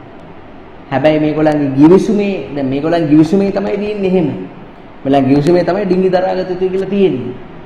ප්‍රශ්නේ තියෙන්නේ දැන් ගජන් කියනවා ගිවිසුමේ තියෙන්නේ ඔයා දරා ගන්නවා කියලා නේ ඔයා දරා ගන්න. ගිවිසුමට අනුව කියලා. ප්‍රශ්නේ තියෙන්නේ මේගොල්ලෝ ගාව තියෙන වාචික ගිවිසුම. මෙයාලා ගාව තියෙන වාචික ගිවිසුම. එහෙනම් මෙයාලට දැන් ඒතර මේ ගජන්ට ඔප්පු කරගන්න විදියක් නැහැ. නේ ගජන්ට ඔප්පු කරගන්න විදියක් නැහැ. මේ ගිවිසුමේ තියනවා කියලා ඩිංගි මේක දරා ගන්නවා කියලා. මොකද ඒ වාචික ගිවිසුම. ඒතර මේගොල්ලන්ට මේක ගැටුමක් නේ. මේ දෙන්න අතර මේ රණ්ඩු වෙනවා. මේ ණය බෙදාගෙන රණ්ඩු වෙනවා. ණය මුදල දරා ගන්න බැරුව රණ්ඩු වෙනවා. මේ ගැටුම විසඳන්න තියෙන ප්‍රධානම මූලාශ්‍රය තමයි එයාලගේ ගිවිසුම. එයාලගේ ගිවිසුමේ කිසිම දෙයක් සඳහන් වෙන්නේ නැත්තම් හරි එයාලගේ ගිවිසුමේ මේ ආරවුල ගැන කිසිම දෙයක් සඳහන් වෙන්නේ නැත්තම් හරි මේක වාචික ගිවිසුමක් නම් හරි උසාවියේ ඔප්පු කරන්න පුළුවන් එකක් නෙමෙයි නම් හරි මෙයාලා ඊළඟට මේ ගැටලුව විසඳ ගන්න යන්නේ මොකටද 24 වෙනි වගන්තිය තමයි මේ ගැටලුව විසඳ ගන්න යන්නේ හරි 24 වෙනි වගන්තිය අරගෙන නඩුකාරයා කියවලා බලනවා හරි මේගොල්ලෝ උසාවියට කියලා නඩුවක් දැම්මාම ඩිංගි කියනවා ස්වාමීනි මට දරා ගන්න බෑ මේ දෙන්නම දරා ගන්න කියලා ගජන් කියනවා ස්වාමීනි මුලින් කිව්වේ මෙයා තනියෙන් දරා ගන්නවා කියලා අපිට දෙන්නේ නැහැ කියලා දැන් මෙයා අපිට කෑල්ලක් දෙන්න හදනවා ඒකෙන් එහෙම කරන්න දෙන්න එපා කොහම නඩුකාරයා කියනවා ලිඛිත ගිවිසුම ඉදිරිපත් කරන්න. ලිඛිත ගිවිසුමක් නැහැනේ ව්‍යාපාරේ. කටවචනේ වැඩ කරලා තියෙන උතර නඩුකාරයා තෝල් කැට කියනවා ගිහින් 24 වගන්තිය අර වරෙන් කියලා. එයා ගිහලා 24 වගන්තිය ඒ පොතක් නම් නීති පොතේ 24 වගන්තිය අධ්‍යයනය කරනවා. ඒක නඩුවාරෙම වෙන්නේ නැහැ. 24 වගන්තිය ඔයා දැක්කද කොහේ හරි තියෙනවා. දැන් 24 වගන්තිය නිර්දේශ කළානේ. ඔයා දැක්කද කොහේ හරි තියෙනවා 24 වගන්තිය බුන්වත් වීම සම්බන්ධයෙන් වගන්තියක්. ඒ කියන්නේ කවුරු හරි බංකොලොත් වුණොත් මොකද්ද කරන්න ඕනේ කියලා 24 වගන්තිය මොන හරි දෙයක් තිබුණාද? නෑ. එහෙමනම් මොකද්ද ප්‍රශ්න වෙන්නේ දැන්? පුතාලා ගිවිසුම මගිනුත් මේ ප්‍රශ්න විසඳ ගන්න බැරි නම් 24 වගන්තිය තේ සඳහා කරන්න කියලා කිසිම දෙයක් නැත්තම් ඊළඟ නඩුකාරයෝ කරනවා මොකද්ද? පැරණි නඩු තීන්දුව ආශ්‍රය කරනවා. පැරණි නඩු තීන්දුව. ඒ කියන්නේ අතීතයේදී මොකක් හරි ව්‍යාපාරයක මේ වගේ සිද්ධියක් වෙලා තියෙනවද? ඒ සිද්ධියේදී ඒ වෙලාවේ පුටුවේ හිටපු නඩුකාරයා දුන්න තීන්දුව මොකද්ද?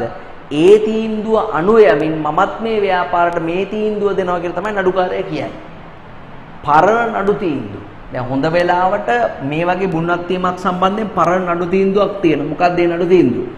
ගානර් එදිරිව versus කියන ගානර් එදිරිව මරේ නඩු තීන්දුව. හරි ගානර් එදිරිව මරේ නඩු තීන්දුව. ගානර්ට එරෙහිව මරේ කියන පුද්ගල නඩු දානවා. බුන්නත් වීම සම්බන්ධයෙන්. එතෙන්දී නඩුවේ දුන්න තීන්දුව මොකක්ද දන්නවද? නඩුවේ දුන්න තීන්දුව තමයි බුන්වත් අයගේ වගකීම් කොටස නුබුන්වත් අය දරා ගන්න ඕනේ. බුන්වත් අයගේ වගකීම් කොටස නුබුන්වත් අය දරා ගන්න. කොහොමද දරාගන්නේ? සමානව නෙවෙයි අවසන් ප්‍රාග්ධන අනුපාතයට. අවසන් ප්‍රාග්ධන අනුපාතයට දරාගතියි. අන්තිමට ප්‍රාග්ධනය දාලා තියෙන්නේ කොහොමද? ඒ අනුව ඒක දරා ගන්න ඕනේ. දැන් ඔයා හිතන්නේ ඒ අනුව දැන් නඩුකාරයා මේ සිද්ධියේදී කියනවා ඕගොල්ලන්ගේ ලිඛිත ගිවිසුමකුත් නැහැ. අනිත් එක 24 වගන්තියේ බුන්නත් වීම සම්බන්ධයෙන් කිසිම කාරණයකුත් නැහැ. හරි දැන් නඩුව දාගත්තට පස්සේ නඩුකාරයා කියන්නේ හරි ඕගොල්ලන්ගේ ලිඛිත ගිවිසුමක් නැහැ නේ. එහෙනම් මේ සිද්ධියට ලිඛිත ගිවිසුම විසඳුවක් නැහැ. තෝල්කයන් ගිහලා 24 වගන්තිය අරන් එනවා. 24 වගන්තිය එහාට මෙහාට පෙරලා බලනවා බුන්නත් වීම සම්බන්ධයෙන් කිසිම දෙයක් නැහැ කි. ඒතර නඩුකාරයා කියනවාද හරි මේ බුන්නත් වීම සම්බන්ධයෙන් 24 වගන්තියේ නීතිමය ප්‍රතිපාදනයක් මුකුත් නැහැ. ඒක නිසා කරුණාකරලා ඕගොල්ලෝ ගිහිල්ලා 24 වෙනි වගන්තියේ තියෙන කරුණක් සම්බන්ධයෙන් රණ්ඩු වෙලා එන්නේ. ඕකට රණ්ඩු වෙන්න එපා. මොකද මට නඩු තීන්දුවක් දෙන්න පොතේ කියලා නැහැ හරියට මොකද්ද කරන්න කියලා. ඒක නිසා 24 වෙනි වගන්තියේ තියෙන සිද්ධියක් සම්බන්ධයෙන් ගිහින් රණ්ඩු වෙලා එන්න. එතකොට මම තීන්දුවක් දෙන්නම්. එහෙම කියනවනේ නඩුකාරයා. ඒක ඌ නඩුකාරයෙක් නෙමෙයි. නඩුකාරයා පරණ පොත්පත් අවසල බලනවා මේ සම්බන්ධයෙන් පැරණි නඩු තීන්දුවක් තියෙනවද කියලා. තියෙනවනම් ඒ අනුව යමින් මේක විසඳන්න කියලා කියනවා. පැරණි නඩු තීන්දුවකුත් නැහැ. ඒ කියන්නේ ලෝකේ කවදාකවත් මේ වගේ සිද්ධියක නඩු දාලා නැහැ. පැරණි නඩු තීන්දුවකුත් නැහැ. එහෙනම් මොකද වෙන්නේ? ඒතකොට අලුත්ම තීන්දුවක් දෙන්න වෙනවා. හරි හොඳට කල්පනා කරලා මාස ගණන් අවුරුදු ගණන් ඉඳලා අලුත්ම තීන්දුවකුත් යාට දෙන්න වෙනවා. ඔන්නෝමයි ඔය තියෙන මේ தත්ත්වෙ පොතේ. ඒ අනුව දැන් මේ හවුල් ව්‍යාපාරයක තියෙන ආරවුල් විසඳ ගන්න තියෙන ප්‍රධාන මූලාශ්‍ර තුන තමයි මොකද්ද? එකක් තමයි තමන්ගේ තියෙන හවුල් ගිවිසුමෙන් විසඳ ගන්න පුළුවන්. ගිවිසුම මගින්. එහෙම නැත්නම් 24 වෙනි වගන්තියෙන් විසඳ ගන්නත් පුළුවන්. එහෙම නැත්නම් නඩු තීන්දුව මගින් විසඳ ගන්නත් පුළුවන්. නඩු තීන්දුව මගින්. ඔන්න මූලාශ්‍ර තුන පාවිච්චි කරලා තමයි හවුල් ව්‍යාපාරයක තියෙන ගැටුම් निराකරණය කරගන්න වෙන්නේ. හරි එහෙමනම් පුතා අපිට 27 වෙනි පිටුවේ තියෙන පළවෙනි ප්‍රශ්නෙට උත්තර ලියන්න පුළුවන් දැන්. ලිඛිත ගිවිසුමක් නොමැති හවුල් ව්‍යාපාරවල මතභේද සමතයකට පත් කිරීම සඳහා අනුගමනය කරන්න පුළුවන් විකල්ප ක්‍රියාමාර්ග දෙක තමයි මොකද්ද? හවුල් ආඥාපනතේ 24 වෙනි වගන්තියට අනුව කටයුතු කිරීම පළවෙනි එක. හවුල් ආඥාපනතේ 24 වෙනි වගන්තියට අනුව කටයුතු කිරීම පළවෙනි එක.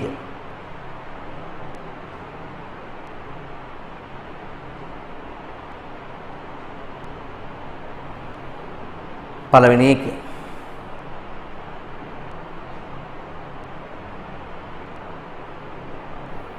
අංක 2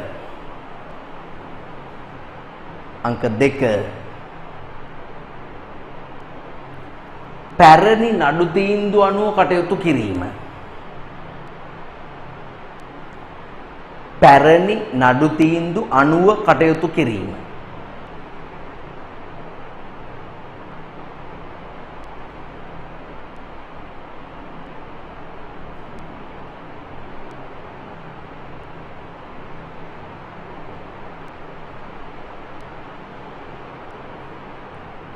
පැරණි නඩු තීන්දුව අනුව කටයුතු කිරීම. right අපි එහෙනම් යමු බලන්න ඊළඟ ප්‍රශ්න කියමු පුතාලට තේරෙයි එතකොට. මහින්ද රනිල් ටිල්විල් කියන තුන්දෙනා පිළිවෙලින් 50000යි 75000යි ලක්ෂ බැගින් ප්‍රාග්ධනය යොදලා ව්‍යාපාරයක් ආරම්භ කළාලු. 50000යි 75000යි ලක්ෂ ගාණ යොදලා. මොවුන් අතර විශේෂයෙන් අත්සන් කරලද හවුල් ගිවිසුමක් නොවිය. වර්ෂය තුල 90000ක ලාභයක් ඉපෙවේ නම් ඒ හවුල්කරුට ලැබිය යුතු ලාභ ප්‍රමාණය වෙන්වෙන් වශයෙන් දක්වන්න. දෙමනි ප්‍රාග්ධනය අසමානව දාලා තියෙනවා. 90000ක් ලාභ උපයලා තියෙනවා. හවුල් ගිවිසුමක් ලිඛිතව අත්සන් කරපු හවුල් ගිවිසුමක් නැල්ලු. ලාභ බෙදා ගැනීම පිළිබඳ ආරවුලක් ඇති වුණාම ගිවිසුමක් නැත්තම් ඊළඟට යන මූලාශ්‍රය මොකද්ද? 24 වෙනි වගන්ති. 24 වෙනි වගන්තියේ මොකද්ද කියලා තියෙන්නේ පුතේ? හවුල්කරුවන්ට සමානව ලාභ බෙදා හැරිය යුතුයි. ඒ අනුව 90000න් එකිනෙකට හම්බෙන්නේ කීයද? 30000. මෙහෙම ලියන්න. ලිඛිත ගිවිසුමක් නොමැති හවුල් ව්‍යාපාරවල ලිඛිත ගිවිසුමක් නොමැති හවුල් ව්‍යාපාරවල කිසියම්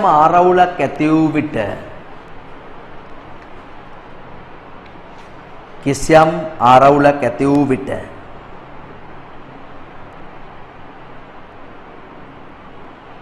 එය විසඳා ගැනීම සඳහා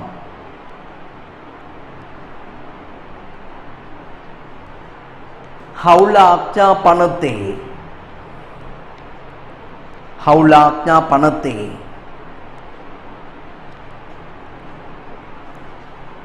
24 වෙනි වගන්තිය අනුව හවුල ආඥා පනතේ 24 වෙනි වගන්තිය අනුව කටයුතු කළ හැක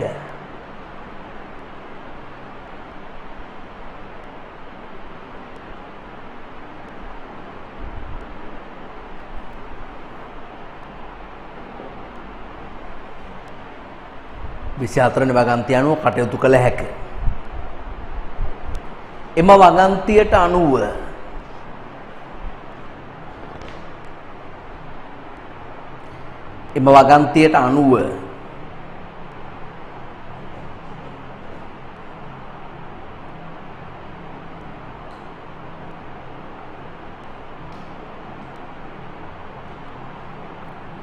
ලාභය සමානව බෙදාගත යුතුය. ලාභය සමානව බෙදාගත යුතුය.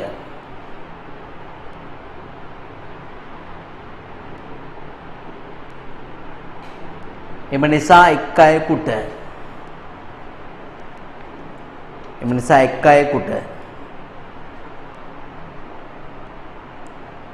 රුපියල් 30000ක ලාභයක් හිමි වේ.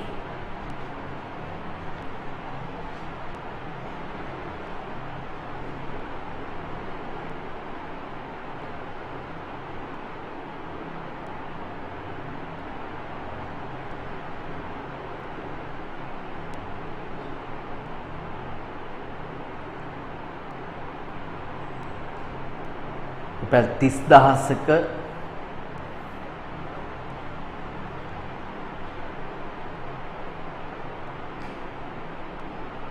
ලාභයක් හිමි වේ.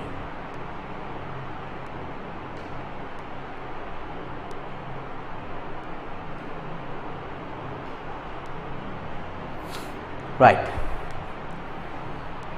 හරි එච්චරයි. ඒකට උත්තරේ ඊට පස්සේ අපි යමු පිටවංග 28ට. පිටවංග 28 පුතා හවුල විසුරුවා හැරීම සහ හවුල් ව්‍යාපාරයේ විසුරුවා හැරීම අතර වෙනස්කම් මොනවද කියලා අහනවනේ. නේ හවුල විසුරුවා හැරීම හා හවුල් ව්‍යාපාරයේ විසුරුවා හැරීම අතර ඒ ප්‍රශ්නේ චුට්ටක් අපි තියමු. ඒක පොඩ්ඩක් අපි තියලා අපි අනික් කොටස් එක්ක කරලා ඒ කොටස අපි අන්තිමටම කරමු. හරි හවුල් කරුකු බුන්නත් වීම කියන මාතෘකාවට යමු. දැන් මම කියනවා බුන්නත් වෙනවා කියලා කියන්නේ මොකද්ද? එයාට ව්‍යාපාරික කටයුතු වලදී ඇති කරගත්ත ණය ගෙවා ගන්න බැරි තත්ත්වයක් ඇතැයි අධිකරණයේ මගින් සාතික කිරීම. නිකම් මේ මම් බුන්නත් කියලා නහිමියට කිව්වට වඩා නෑ. හරි? අධිකරණයට ගිහිල්ලා ඔප්පු කරන්න ඕන Tamanට අයිති පෞද්ගලිකවත්කම් මුකුත් නැහැ කියලා.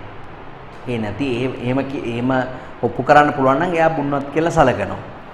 right. ඊට පස්සේ අපෙන් අහනවා මේ බුන්නත් හවුල් කරුකු සම්බන්ධයෙන් අනුගමනය කළ හැකි විකල්ප ක්‍රියාමාර්ග මොනවද කියලා.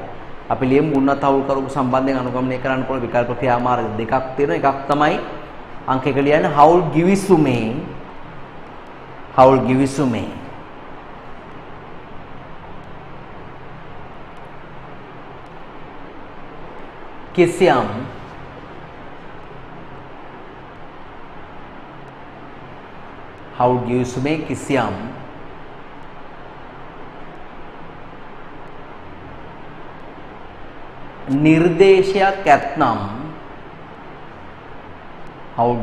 කිසියම් නිර්දේශයක් ඇතනම්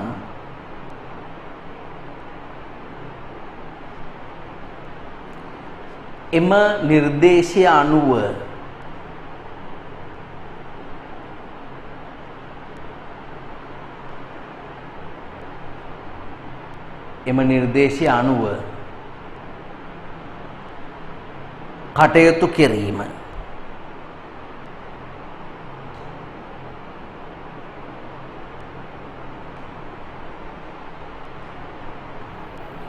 එම නිර්දේශය අනුව කටයුතු කිරීම.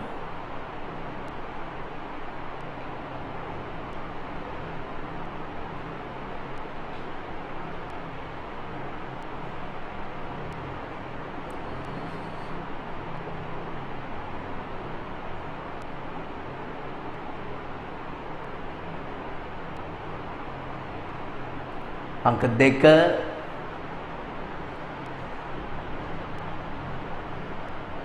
ගානර් එදිරිව මරේ මෙන්න බෝඩ් එකේ තියෙනවා වචන ගානර් එදිරිව මරේ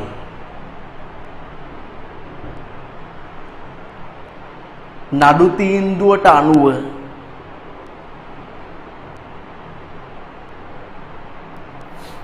ගානර් එදිරිව මරේ නඩු තීන්දුවට අනුව කටයුතු කිරීම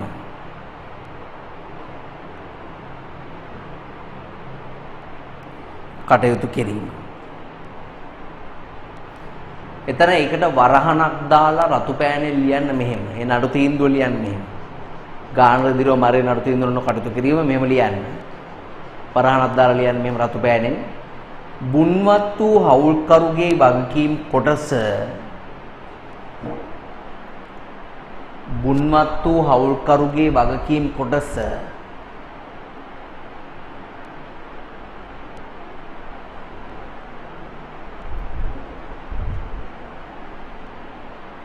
නුබුන්වත් හවුල්කරුවන් විසින්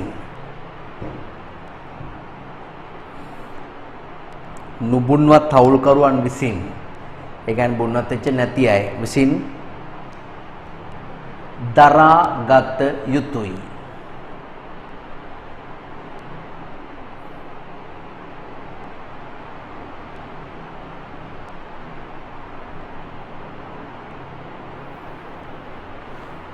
right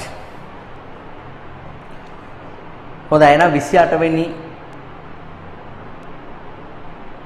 පිටුවේ අන්තිමට තියෙන අභ්‍යාසය බලමු සමගි වෙළඳ මධ්‍යස්ථානයේ යනු චන්දන පෙරේරා සහ නන්දන ප්‍රනාන්දු අතර 50ට 50 අවුලකි 50ට 50 අවුලක් කියන්නේ මොකද්ද පුතේ එකට එක බෙදා ගන්නවා ලාභ සමානව බෙදා ගන්නවා ළඟදී බංකොලොත් වුණාලු 50000ක ණය මුදලක් පියව ගන්න බැරිලු. ඒ කියන්නේ බංකොලොත් වුණා කියලා කියන්නේ ව්‍යාපාරයේ ඔක්කොම ප්‍රාග්ධනය පාවිච්චි කරලා ණය ගෙවලා අන්තිමට 50000ක් ඉතුරු වුණාලු. ඒ 50000 කොහොමද දෙන්න බෙදා ගන්න ඕනේ? එක්කෙනෙක් 25000 ගානේ බෙදා ගන්න ඕනේ. චන්දන පෙරේරාට පුද්ගලික දීපල රසක්මි ධනවත් ව්‍යාපාරිකයෙක් කියන චන්දනට මොන හරි දෙයක් විකුණලා ඒ ණය මුදල ගෙවතයි. හැබැයි නන්දන ප්‍රනාන්දු සතු ඇත්තේ 20000කට විකුණාගත හැකි පුද්ගලිකවත්කමක් පමණයි. එයා ගාව පරණ බයිසිකලයක් තියෙනවා ඒක 20000කට විකුණන්න පුළුවන්. ඒතර එයාට ගෙවා ගන්න බැරි ප්‍රමාණයක් කීයද? 5000යි. පෙරේරා සහ ප්‍රනාන්දු විසින් ණය මුදල කොපමණ ප්‍රමාණයක් ගෙවා දමයිද කියලා අහන්න. දැන් එක්කෙනෙක්ට 5000ක් ගෙවා ගන්න බෑ.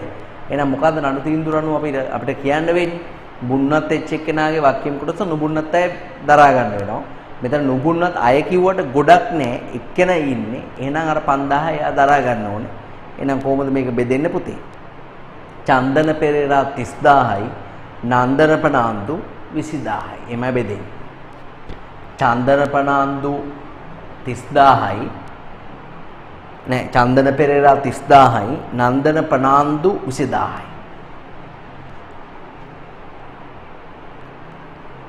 right අපි යමු 29 පිටුවට යමු කේවල ස්වාමි ව්‍යාපාරයක් සමග හවුල් ව්‍යාපාරයක් සැසඳීම කියන මාතෘකාවට යමු. සැසඳීමේ සමානකම් කියන ඒවා තමයි මෙතන දාලා තියෙන්නේ. දැන් කේවල ස්වාමි ව්‍යාපාරයක් සහ දැන් පුතාලා දැන් ව්‍යාපාරයක් එක ව්‍යාපාරයක් තව ව්යාපාරයක් එක්ක අපි සංසන්දනය කරනවා. හරි වෙනස්කම් හෝ සමානකම් හොයනවා කියලා තන්නකෝ. ඒ වෙනස්කම් හෝ සමානකම් හොයනකොට ඉස්සලම අපි ලක්ෂණ ටික තමයි එකට හප්පලා බලන්නේ. මේ ව්‍යාපාරවල ලක්ෂණ ටික එකට හප්පලා බලනවා. ඔයා දන්නවනේ ව්‍යාපාරවල ලක්ෂණ කිව්වහම නීතිමය පුද්ගලභාවය, අඛණ්ඩ පැවැත්ම නේද? වගකීම, ලාභ බෙදා ගැනීම, පරිපාලනය, ගිණුම් විගණනය, හරි ඔන්න වගේ ලක්ෂණ තමයි පුතේ අපි හප්පලා බලන්නේ. හරි මූලික ඕනම ව්‍යාපාර දෙකක් අතර වෙනස්කම් වෙනකොට එම ලක්ෂණ ටික තමයි අපි සලකලා බලන්න. මොනවාද ව්‍යාපාරික තියෙන ලක්ෂණ?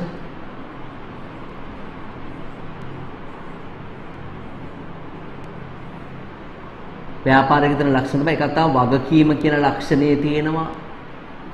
නීතිමය පුද්ගලභාවය කියන ලක්ෂණේ තියෙනවා. පැවැත්ම තියෙනවා. ගිණුම් විගණනය තියෙනවා. ලාභ බෙදා ගැනීම තියෙනවා. නේද? ඊට පස්සේ තව අපි ගත්තාම ප්‍රාග්ධනයට දායක වීම තියෙනවා. හරි ලියාපදිංචිය වගේ දේවල් තියෙනවා. ලියාපදිංචිය වගේ දේවල් මෙන්න මේ වගේ ලක්ෂණනේ මූලික වශයෙන්ම තියෙන මේවෙන් සමානකම් හොයාගන්න පුළුවන්. මේ දෙකේම වක්කීම අසීමිතයි. දෙකටම නීතිමය පුද්ගල භාවයක් නැහැ. දෙකටම අඛණ්ඩ පැවැත්මක් නැහැ. දෙකටම ගිණුම් විගණනය අනිවාර්ය නැහැ. හරි දෙකටම ලියාපදිංචියත් අනිවාර්ය නැහැ. ඉතින් ඒවා සමානකම් මේ දෙකම අයිති වෙන්නේ පෞද්ගලික අංශයට. අසමානකම් තමයි තනි ව්‍යාපාරයක වක්කීම තනියෙන් දරා ගන්නවා. හවුල් ව්‍යාපාරයක බෙදෙනවා. නේ? ඊට පස්සේ ඊට අමතරව ළමයි මොනවාද? හවුල් ව්‍යාපාර වලට හවුල් ව්‍යාපාර ආඥා පනත නමින් විශේෂ පනතක් තියෙනවා. නමුත් තනි ව්‍යාපාර වලට එහෙම විශේෂ පනතක් නැහැ. හරි? ඊට පස්සේ තනි ව්‍යාපාරයක අසීමිත වක්කීම තනිව දරා ගන්නේ හවුල් ව්‍යාපාරයක අසීමිත වක්කීම සාමූහිකව බෙදෙනවා. ඉතින් එන්නේ වගේ මේ අනිත් එක තනි ව්‍යාපාරේ ගිවිසුමක් දකින්න නෑ පුතේ. ගිවිසුම් නෑ තනි ව්‍යාපාරවල. හවුල් ව්‍යාපාරයක අනිවාර්යයෙන්ම ගිවිසුමක් තියෙනවා. හරි සමානකම් බලලා හයිලයිට් කරගන්න වක්කීම අසීමිතයි නෛතික පුද්ගල භාවය අඛණ්ඩ පැවැත්ම නේ ඒවා නැහැ ගිණුම් තැබීම අනිවාර්ය නෑ ව්‍යාපාරේ නමින් බදු ගෙවන්නේ ඒවා සමානකම් අර අසමානකම් ලියමු කේවල සම ව්‍යාපාරික තනි පුද්ගලයෙකු පමණක් සිටී තනි පුද්ගලයෙකු පමණක් සිටී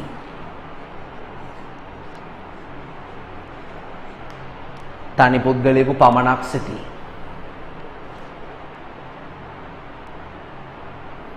අනිත් පැත්තේ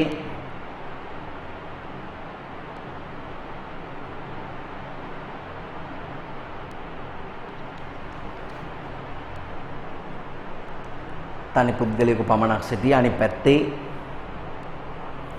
දෙකත් 20ත් අතර ප්‍රමාණයක් අයිතිකාරය දෙකත් 20ත් අතර ප්‍රමාණයක්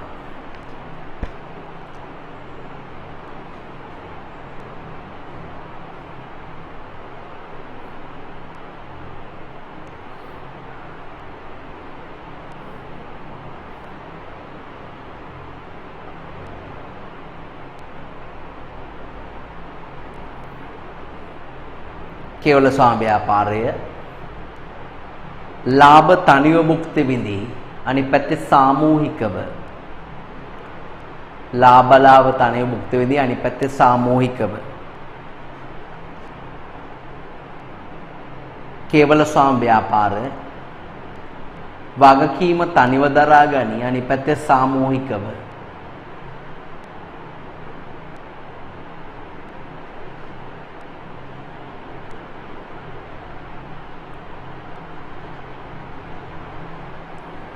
කේවල ස්වාම ව්‍යාපාර බලපාන විශේෂ පනතක් නොමැත අනිත් පැත්තේ විශේෂ පනතක් ඇත විශේෂ පනතර උනා හවුල් ව්‍යාපාර ආඥා පනත ඇත කියලා ලියන්න හවුල් ව්‍යාපාර ආඥා පනත ඇත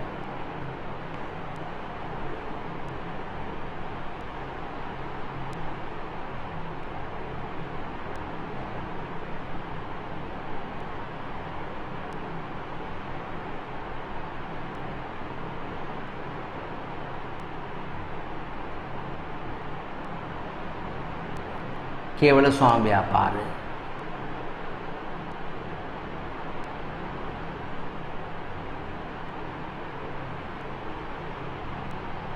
ගිවිසුම් දක්නට නොලැබේ අනිත් පැත්තේ ගිවිසුම් අනිවාර්ය වේ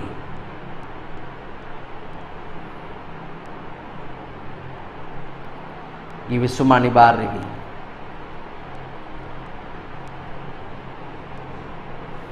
right මොන වගේ වෙනස්කම් තමයි ව්‍යාපාර දෙකේ තියෙන වැඩි වෙනස්කමක් නැහැ ඊට පස්සේ ඊළඟ ප්‍රශ්න අහනවා කේවල ස්වාමි ව්‍යාපාරයක් සමග සැසඳුවාම හවුල් ව්‍යාපාරයක පවතින වාසි මොනවද කියලා අහනවා කේවල එකක් එක්ක බැලුවාම අවුලක තියෙන වාසි කේවලත් එක්ක බැලුවාම අවුලක තියෙන වාසි මොනවද අවුලක තියෙන වාසි කේවලත් එක්ක බැලුවාම වැඩි ප්‍රාග්ධනයක් රැස් කර ගන්න පුළුවන් කණ්ඩායමක් ඉන්න හින්දා වගකීම බෙදිලා යනවා නේ අලාභ බෙදිලා යනවා සාමූහික සාකච්ඡා කළ සාර්ථක සාමූහික තීරණ ගන්න පුළුවන්.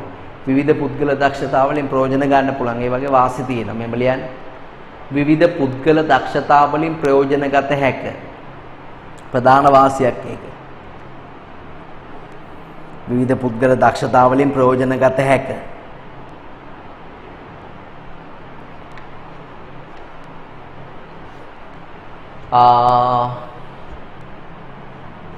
ඊට පස්සේ තව එකක්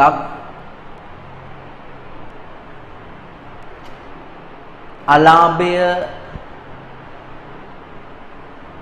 පාර්ශව කීපයක් අතරේ බෙදී යාම. අලාභය පාර්ශව කීපයක් අතරේ බෙදී යාම.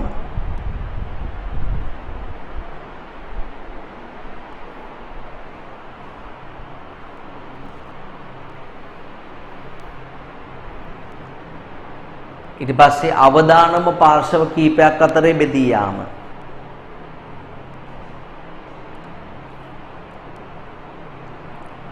අවදානම පාර්ශව කීපයක් අතරේ බෙදී යාම.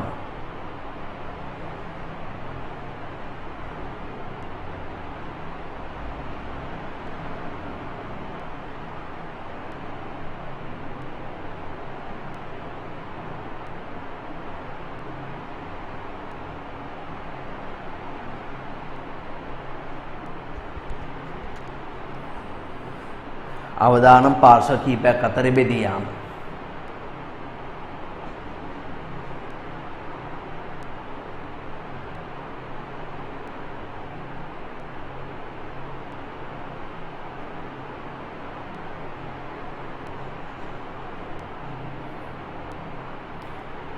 ඊට පස්සේ තව සාමූහික තීරණවලට එළඹිය හැකි වීම.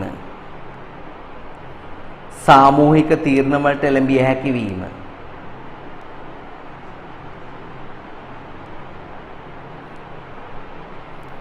සාමූහික තීරණවලට එළඹිය හැකි වීම.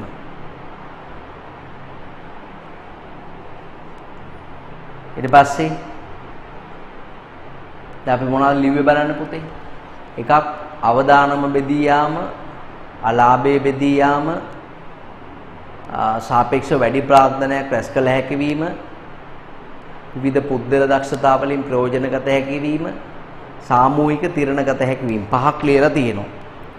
ඊට පස්සේ තව සාපේක්ෂව දිගු කාලන පැවැත්මක් තිබීම. මෙහෙමයි සමාගමකට සාපේක්ෂව නැහැ. නමුත් කේවලයකට සාපේක්ෂව දිගු කාලන පැවැත්මක් තියෙනවා. සාපේක්ෂව දිගු කාලන පැවැත්මක් පැවතීම.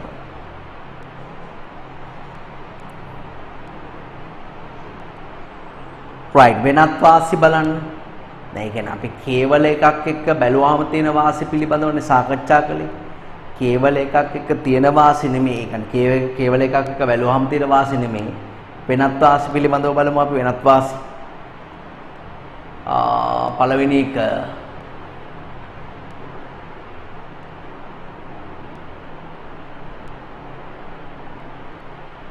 සමාගමකට සාපේක්ෂව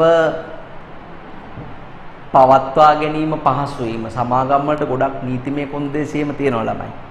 සමාගමකට සාපේක්ෂව පවත්වා ගැනීම පහසු වීම.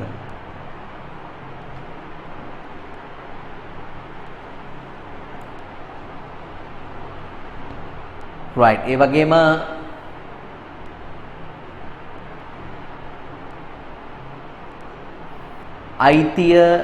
අයිතිය ඥාතීන් හිතවතුන් අතරේ පවත්වාගත හැකි වීම. ඒ කියන්නේ අපි කැමති අය විතරයි අපි සම්බන්ධ කරගන්නේ. මොකද එක්කෙනෙක්ටවත් බලෙන් එන්න බෑ. අනිත් අය කැමැත්ත තියෙන්න ඕනේ.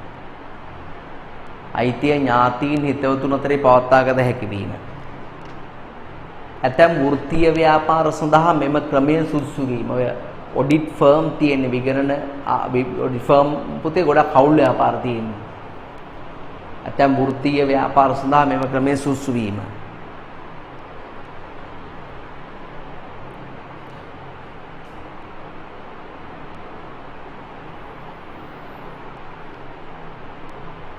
මෙම ක්‍රමය සුදුසු වීම.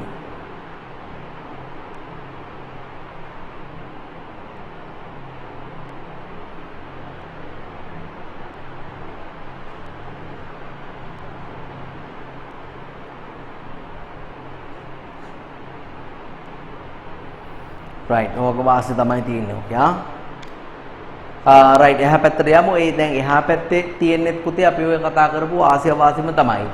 වෙනස තියෙන්නේ පොඩ්ඩක් විස්තරාත්මකව පැහැදිලි කරලා තියෙනවා. මොකද එකපාරක් විභාගෙදී ඇහුවා හවුල් ව්‍යාපාරික වාසි 4ක් නම් කරලා පැහැදිලි කරන්න. එතකොට ඔයාට වාසි නම් කරන්නත් පුළුවන් වෙන්න ඕන, පැහැදිලි කරන්නත් පුළුවන් වෙන්න ඕන. දැන් මේ පැහැදිලි කිරීම එක්කෙනෙක්වත් කටපාඩම් කරගන්න එපා.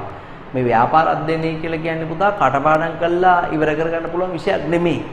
හරි අද කටපාඩම් කරන දේ හෙට තව පාඩමක් කටපාඩම් කරාට පස්සේ අනිත් එක මතක නැහැ. ඒ මුල් එක මතක නැහැ. ඒ නිසා ඒක බොරු ලේන නැට්ටේ මූදෙයිද ඉහිනවා වගේ බොරු වැඩ කරන්න එපා. කටපාඩම් කරගන්න එපා. හරි පොඩ්ඩක් තේරුම් ගන්න උත්සාහ කරන්න. ඔයාට වාසි පොයින්ට් එක විතරක් මතක තියාගන්න. ඔය පැහැදිලි කරන එක මේ පැහැදිලි කිරීම දිහා බලලා තේරුම් අරගෙන Tamanට නිදහසේ පැහැදිලි කරන්න. හරි නිදහසේ පැහැදිලි කරන්නයි තියෙන්නේ. හරි වාසිය බලන්න ඕකේ මොකක්ද තියෙන වාසිය කියලා. දැන් ඉස්සෙල්ලා වාසිය බලන්න පුතේ විස්තරය කියවන්න තනි ව්‍යාපාරයක් මෙන්ම හවුල් ව්‍යාපාරයේද ආරම්භීම පහසුය. හවුල් ව්‍යාපාර කෙරෙහි බලපාන නීතිය තරම් සංකීර්ණ නොවේ. එහෙනම් ලියන්න ආරම්භ කිරීම පහසු වීම. ආරම්භ කිරීම නැත්නම් ආරම්භීම පහසු වීම.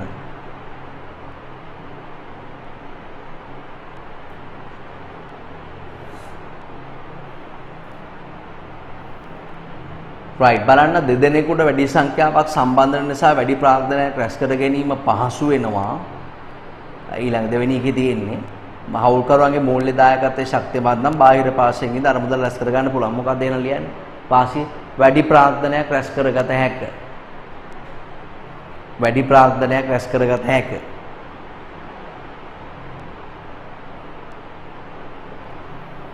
right බලන්න ව්‍යාපාරයේ කළමනාකරණය හා ක්‍රියාකාරීත්වය සඳහා හවුල්කරුවන් සහභාගී වන බැවින් හවුල්කරුවන්ගේ විශේෂඥ කුසලතා ව්‍යාපාරයට යෙදවිය හැක. මෙහෙම ලියන්නේ විවිධ පුද්ගල දක්ෂතා වලින් ප්‍රයෝජනගත හැක වාසිය. විවිධ පුද්ගල දක්ෂතා වලින් ප්‍රයෝජනගත හැක වාසිය. හතරෙනි කියව ගන්න. හවුල්කරුවෙකු විශ්‍රාම යාම හෝ ඉවත් වීම නිසා ව්‍යාපාරයේ අඩපණ වීම නව හවුල්කරුවෙකු බඳවා ගැනීම තුළින් වළක්ව ගන්න පුළුවන්. ව්‍යාපාරයේ අස්ථාවරභාවය දෙක නිසා හීන වෙනවා. ව්‍යාපාරයේ පුළුල් කිරීමේ හැකියාවත් වැඩි වෙනවා නව හවුල්කරුවෙකු බඳවා ගැනීමට ඇති හැකියාව නිසා. හතරෙනි එක ලියන්න නව අයිතිකරුවන් බඳවාගත හැකි වීම. නව අයිතිකරුවන් බඳවාගත හැකි වීම.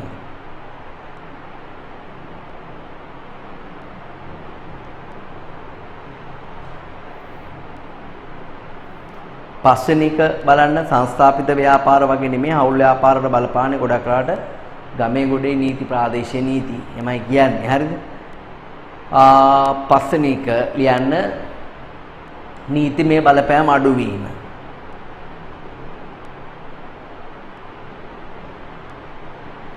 නීතිමය බලපෑම අඩු වීම.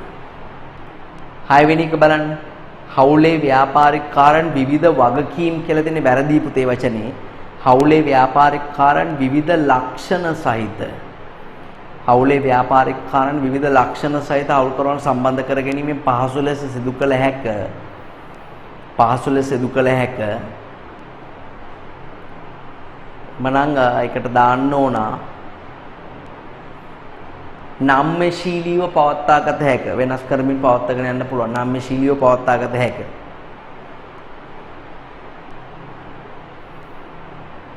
හත්වෙනි එක බලන්න තනි තීරණ අවදානම් සහගත වේ. නමුත් සාමූහික තීරණ වල අවදානම අඩුයි. එහෙනම් මොකද්ද පුතේ? ඒකට උත්තරේ සාමූහික තීරණ ගත හැකි වීම. සාමූහික තීරණ ගත හැකි වීම.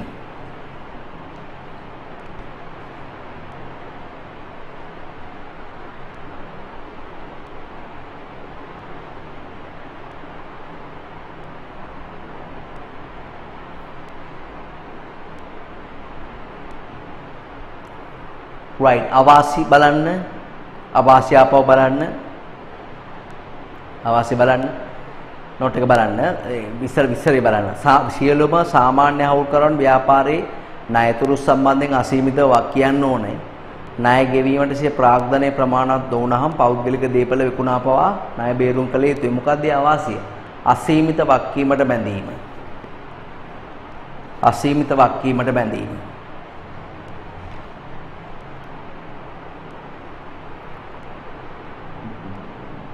දෙවෙනි එක බලන්න කීප දෙනෙකු පරිපාලනට සම්බන්ධ වෙන නිසා මත ගැටුම් ඇති වෙනවා. තීරණ ගැනීමේදී මෙවැනි මත ගැටුම් බලක්වන්න බෑ. එහෙනම් ලියන දෙවෙනි එක පුතා විවිධ මත ගැටුම් ඇතිවීම. හවුල් ඔප්පුවක් ගැවුවා කියලා ප්‍රායෝගිකව හවුල් ඔප්පුවකට මත ගැටුම් නවත්තන්න බෑ. නේ මිනිස්සු කසාද බඳලා කසා සාතිකෙ තිබ්බ කියලා ගහගන්න එකට අතර ගන්න පුළුවන් දේ මිනිස්සු බෑනේ. සමහර මිනිහට තදුණාම කසා සාතිකේ රාමු කරලා තියෙන පින්තූරෙන් තමයි ගෑනට ගහන්නේ. ඒක නිසා හවුල් ඔප්පුවකට ප්‍රායෝගිකව ගැටුම් බලක්ව ගන්න බෑ. ඊට පස්සේ තුන්වෙනි එක බලන්න හවුල් කරන විෂම ලෙස ප්‍රාග්ධනයේ හැකියාවන් කාලය ආයෝජනය කරන නිසා ලාභ බෙදා ගැනීම සංකීර්ණ වෙනවා. ලියන්න ලාභ බෙදා ගැනීම සංකීර්ණ වීම.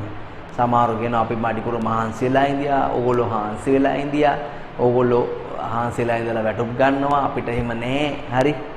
ලාභ බෙදා ගැනීම සංකීර්ණ වීම. හවුල් ඊට පස්සේ ඊළඟට හවුල් ආරම්භීම පහසු වුණත් හවුලෙන් ඉවත් වෙන්න අපහසුයි. එක්කෙනෙක් හරි අකමැති වුණොත් එහෙම නඩු දා ගන්න වෙනවා. එහෙනම් ලියන්න මෙහෙම විසුරුවා හැරීම සංකීර්ණ වීම.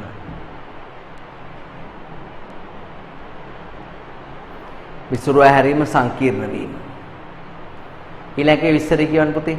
සමාගමක් වෙන්නෝ හවුල්කාරීත්වයේ පැවරීම අපහසු කාර්යයක්. ඒ සඳහා අනිත් සියලු දෙනාගේ කැමැත්ත තියෙන්න ඕනේ. මෙහෙම ලියන්න. හිමිකාරත්වයේ පැවරීම අපහසු වීම.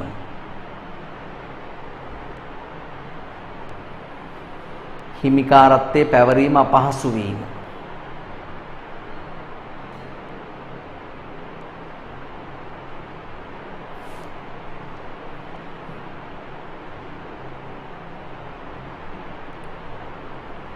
right ඊළඟට බලන්න ඊළඟේ සෑම හවුල්කරුවෙකුම හවුල් ව්‍යාපාරයේ තන්න හවුල්කරුවන්ගේ නියෝජිතයෙක් විදිහට පෙනී සිටිනවා.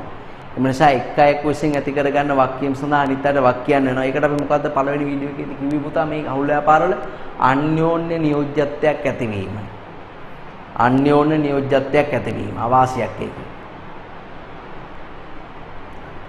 right ඔනවා තමයි හවුල් ව්‍යාපාරවල තියෙන අවාසිදායක දේවල් වෙන්නේ. ඊට අමතරව තවත් අවාසි දිනවා අඛණ්ඩ පැවැත්මක් නැහැ, නීතිමය පුද්ගල භාවය නැහැ. නේද? අසීමිත වාක්‍යෙම ඒවා සාමාන්‍යයෙන් තනි ව්‍යාපාරයකක් තියෙන අවාසිදායක දේවල්. විශේෂිත අවාසි ටිකක් තමයි දැන් ඕගලන්ට පෑනෙන් ලියෙව්වේ. හරි ක්වෙස්චන් එකට යමු. මෙතෙක් තනි ව්‍යාපාරයක් වශයෙන් ව්‍යාපාරයක් කරගෙන ආපු පුද්ගලයෙක් වෙනත් එක්කෙනෙක් එක්ක එකහුව වෙලා ප්‍රාග්ධන කොටස වැඩි කරලා වඩා ශක්තිමත් කරගෙන යන ලදී. නමුත් දෙන්න පස්සේ රණ්ඩු වෙලා එක්කෙනෙක් හවුලෙන් අයින් වුණාලු. මේ හවුල සාර්ථක කර ගැනීමට ඔබට දිය හැකි උපදේශය කුමක්ද කියලා අහනවා. ආරවුල අවම කරගන්නමක් කරන්න ඕනද? ලිඛිත කිව්සුමක් මත ව්‍යාපාරයේ ආරම්භීම. ලිඛිත කිව්සුමක් මත ව්‍යාපාරයේ ආරම්භීම.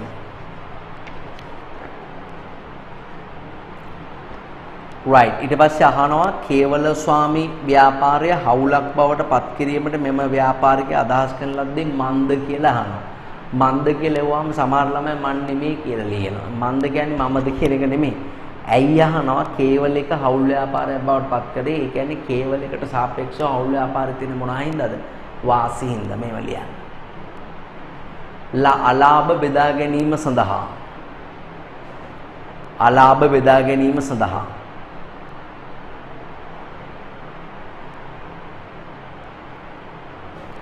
අවදානම බෙදා ගැනීම සඳහා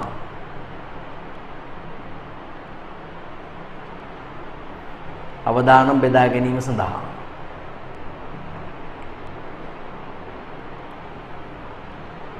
වැඩි ප්‍රාග්ධනයක් රැස් කිරීම සඳහා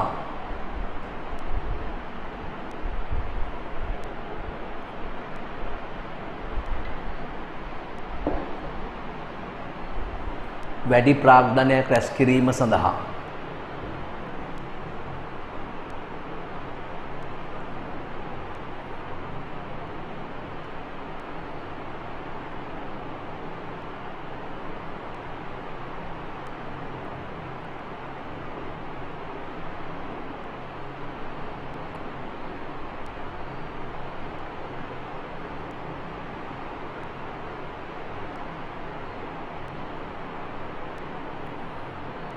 ඊළඟට පුද්ගල දක්ෂතා වලින් ප්‍රයෝජන ගැනීම සඳහා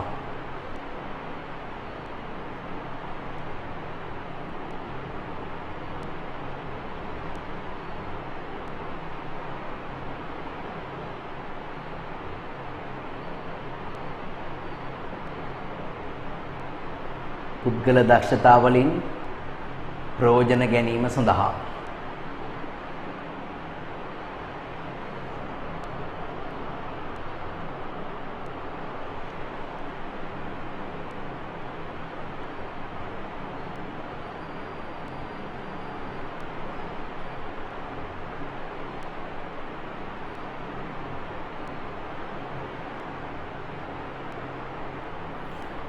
right අන්න ඒ වගේ දේවල්. ඊට පස්සේ ඊළඟ කී අහනවා පුතා හවුල් ව්‍යාපාර බහුලව සංවිධානය වෙලා තියෙන ව්‍යාපාර ක්ෂේත්‍ර දෙක නම් කරන්න කියලා. ඒ වැඩිපුරම හවුල් ව්‍යාපාර විදිහට පවත්වාගෙන යන ව්‍යාපාර ක්ෂේත්‍ර දෙක. එකක් තමයි වෘත්තීය ව්‍යාපාර ක්ෂේත්‍රය. වෘත්තීය ව්‍යාපාර ක්ෂේත්‍රය. පළවෙනි එක වෘත්තීය ව්‍යාපාර ක්ෂේත්‍රය. වෘත්තීය ව්‍යාපාර ක්ෂේත්‍රය. වෘත්තීය ව්‍යාපාර කියන එකෙන් අදහස් වෙන්නේ පුතා ඔය ගණකාධිකාරී නීතිඥ ඒ වගේ ව්‍යාපාර තමයි වෘත්තීය ව්‍යාපාර කියලා කියන්නේ. අංක 2 පුද්ගල දක්ෂතා මත පදනම් වන ව්‍යාපාර. පුද්ගල දක්ෂතා මත පදනම් වන ව්‍යාපාර.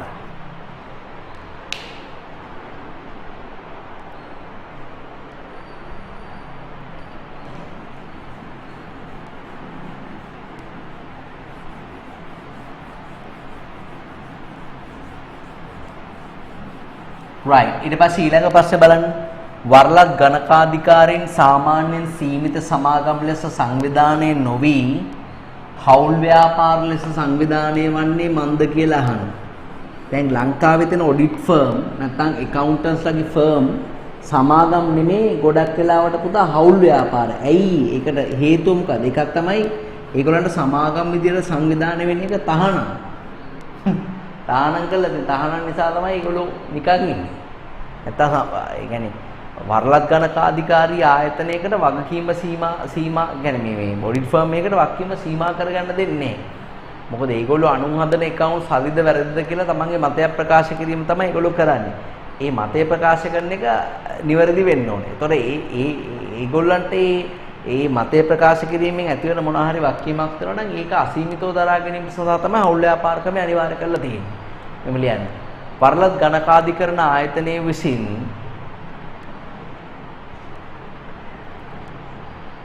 සමාගම් ලෙස සංවිධානය වී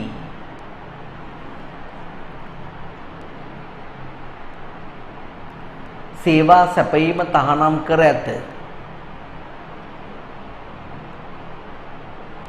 තහනම් කර ඇත. එසේම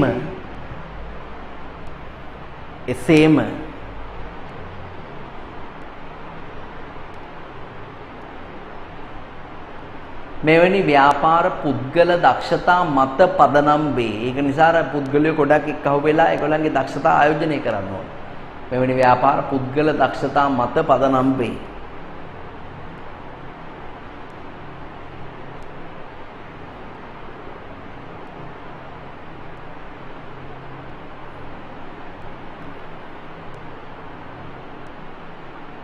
right ඊට පස්සේ ඊළඟට අහනවා විවිධ දක්ෂතා අවශ්‍ය වන ව්‍යාපාර සඳහා හවුල් ව්‍යාපාරකමේ වඩා යෝග්‍ය වන්නේ මක් නිසාදයි උදාහරණ සහිතව පැහැදිලි කරන්න. විවිධ දක්ෂතා අවශ්‍ය වන ව්‍යාපාර සඳහා හවුල් ව්‍යාපාරකමේ යෝග්‍ය වන්නේ මක් නිසාදයි උදාහරණ සහිතව පැහැදිලි කරන්න. ළමයි ඔයගොල්ලෝ බලන්නකෝ බස් රථ ඔය රූට් පර්මිට් වල දුවන පාරේ දුවන ප්‍රයිවට් බස් ඒවට කොන්දොස්තරටයි ඩ්‍රයිවර්ටයි හොරකම් කරන්න පුළුවන්. නේ අයිතිකාරයෙන් බස් එක අරගෙන සල්ලි මෙච්චර හම්බුනේ කියලා හොරකම් කරන්න පුළුවන්. එහෙම හොරකම් කරන්න කළාට වැඩක් නැහැ. ඒකට හේතුව තමයි ඔය බස් එකක් ගත්තාම ඔය බස් එකේ ඉන්නව ළමයි ප්‍රධාන පාර්ට්නර්ස්ලා 3 දෙනෙක්. ඒක ඕක හවුල් ව්‍යාපාරය. ඒ හවුල් ව්‍යාපාරයේ පුද්ගල දක්ෂතා ටිකක් තමයි ආයෝජනය කරන්නේ. පළවෙනි හවුල්කරු තමයි බස් රථයේ අයිතිකරු. බස් රථයේ හිමියා. බස් රථයේ හිමියා පළවෙනි හවුල්කාරයා. දෙවෙනි එක්කෙනා රියදුරු. තුන්වෙනි එක්කෙනා කොන්දොස්තර. හරි මේ බස් රථයේ හිමියා කියලා කියන්නේ බස් රථ හිමියා කියන්නේ ලාභ පමණක් ලබන හවුල්කරු. එයා අලාභ දරා ගන්න නැහැ. එයා ලාභ විතරයි දරා ගන්න. ඒතර මේගොල්ලොන්ට අපි හිතමු ඔන්න කොළඹ හොරන බස් එකක් දුවනවා කියලා හිතන්නකෝ. කොළඹ හොරන බස් එකක් තියෙනවා. බස් එකේ අයිතිකාරයා මේගොල්ලන්ට දෙනවා දවසකට රුපියල් 5000ක් ගෙනත් දෙන්න ඕන. බස් එක අරන් යන්න පුළුවන් දවසකට 5000ක් ගෙනත් දෙන්න ඕන. ඒ කියන්නේ ඒ 5000 ගෙනත් දෙන්න ඕනේ රියදුරුයි කොන්දොස්තරුයි තෙල් ගහලා ඔක්කොම කරලා තමයි ওই 5000 ගෙනත් දෙන්න ඕනේ. ඔයාලට දෙනවා මං කියන්නේ. හරි. සුද්දලා ඒ කියන්නේ කෙලින්ම 5000ක් මෙයාට දෙන්න ඕනේ. ඒතර මේ දෙන්න ඔයා හිතන්නකෝ බස් එක දුවලා දවසකට ලක්ෂයක් හොයනවා කියලා. දවසකට බස් එකෙන් ලක්ෂයක් හොයනවා. ඒකෙන් රුපියල් 20000ක් යනවා කියලා හිතන්නකෝ තෙල් වලට රුපියල් 20000ක් යනවා තෙල් වලට. හරි. එතකොට රුපියල් 80000ක් ඉතුරු තියෙනවා. ඒ 80000 කාටද? රියදුරට 40000යි කොන්දොස්තරට 40000යි. ඒ වගේ. හැබැයි මෙහෙම මුදල් හම්බෙන්නේ කීතා විරලයි. සමහර දවස්වලට හම්බෙන්නේ රුපියල් 8000යි. දවසට. එක දවස්වල හැටි තමයි. රූට් එකේ තියෙන බස් එකක් කැඩුනොත් එහෙම දෙකක් තුනක් කැඩුනොත් ඔන්න වැඩිපුර ටර්න් ගානක් ඇදෙයි. හරි. සමහර දවසටම ටර්න්ස් දෙකයි තියෙන්නේ. කොළඹ යනවා හොරණ එනවා. ඒ වගේ. රුපියල් 8000යි හම්බෙන්නේ. ඒ 8000න් තෙල් වලට වියදම කියලා තියෙන රුපියල් මේ 20000ක් විතර තෙල් වලට වියදම සෝරි අපි තුමු රුපියල් 5000ක් විතර තෙල් වියදම කියලා තියෙනවා. ඉතුරු වෙන රුපියල් 3000යි. ඒ 3000ට අතින් තව රුපියල් 2000ක් දාලා අයිතිකාරකට දෙන්න ඕන. ඒක නිසා පුළුවන් තරම් සල්ලි හොයන්න. බස් එකෙන් පුළුවන් තරම් සල්ලි හොයන්න රියදුරු සහ කොන්දොස්තරයා අප කැප වෙලා වැඩ කරනවා. නැත්තම් ඇයි තමන්ගේ බස් එක වගේ ඔච්චර බස් එක ලෝඩ් කරන්න කොන්දොස්තර මොකටද කෑ ගහන්නේ? ඔච්චර රේස් යන්නේ මොකටද පාරේ රියදුරු? අනුන්ටනේ හම්බ කරන්නේ. අනුන්ට නෙමෙයි තමන්ටයි මේකෙන් හම්බ වෙන්නේ. තමන් වැඩිපුර මහන්සි වුණොත් තමන්ට ප්‍රතිලාභ ලැබෙනවා. ඒකයි විවිධ පුද්ගල දක්ෂතා අවශ්‍ය වෙන ව්‍යාපාර වලට හවුල් ව්‍යාපාරකමය නිර්දේශ කරන්නේ. ඒ හවුල් ව්‍යාපාරකමයට මේ විදියට පුද්ගල සම්බන්ධ කරගත්තාම තමන්ගේ දක්ෂතාවය උපරිමයෙන් දානවා. දැන් හෝටලයක් පටන් ගන්න එක්කෙනෙක් කෝකියව ගන්න එක පාර්ට්නර් කෙනෙක් විදියට. තමන් මුදල් ආයෝජනය කරනවා. ඒතකොට යා අර කෝකිය අස්සෙන්නෙත් නෑ. වර්ධ වෙනවා මං කියන්නේ. අන්න එමයයි ඒකේ වැඩ වෙන්නේ පුතේ. මෙහෙම ලියන්නේ. විවිධ දක්ෂතා සහිත පුද්ගලයින්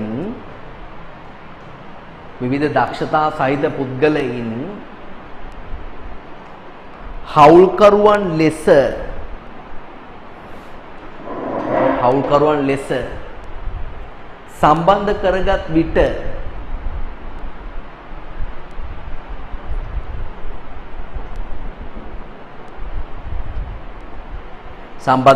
විට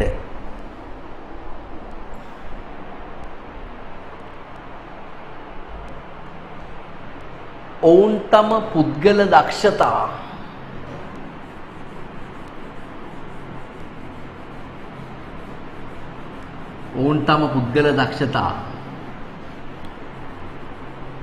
පූර්ණ ලෙස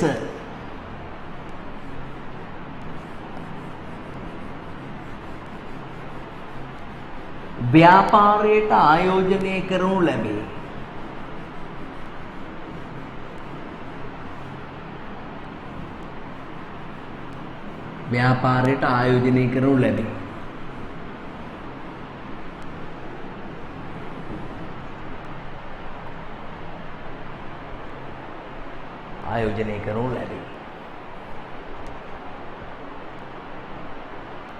right.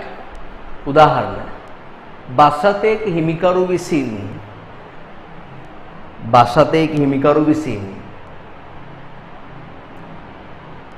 එහි රියදුරු සහ කොන්දොස්තරවරයා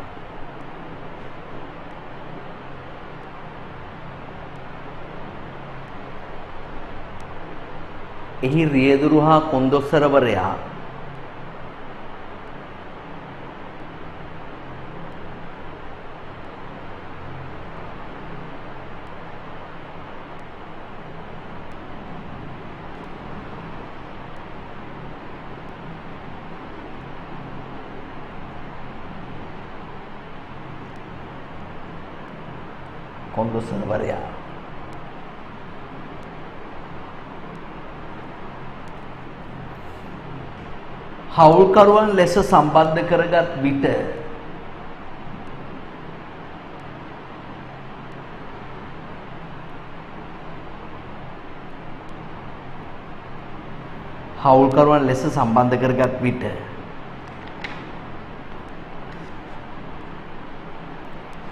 ඔවුන් උපරිම කැපවීමෙන් ඔවුන් උපරිම කැපවීමෙන්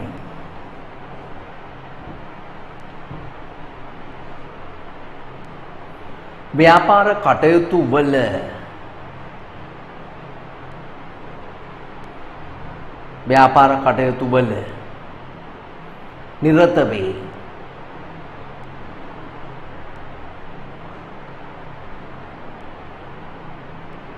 නිරත වේ.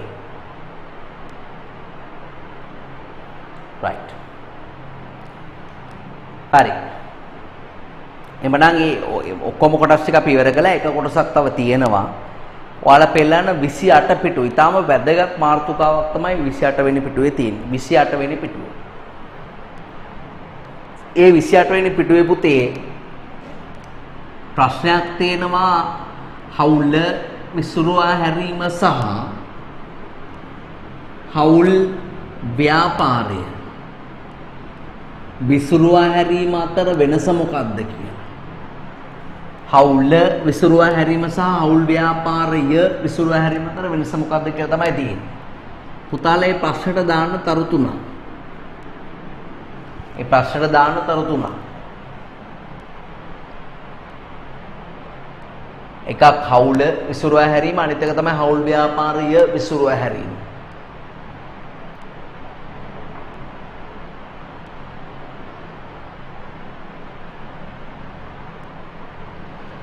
right. මෙන්න මේකයි මේ දෙකේ තියෙන වෙනස පුතේ.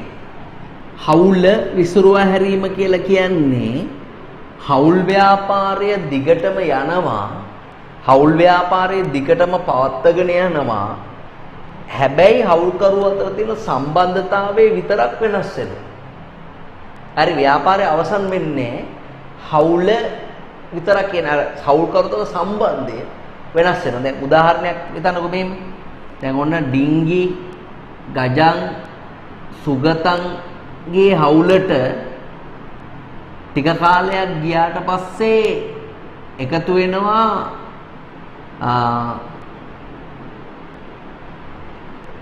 පාල.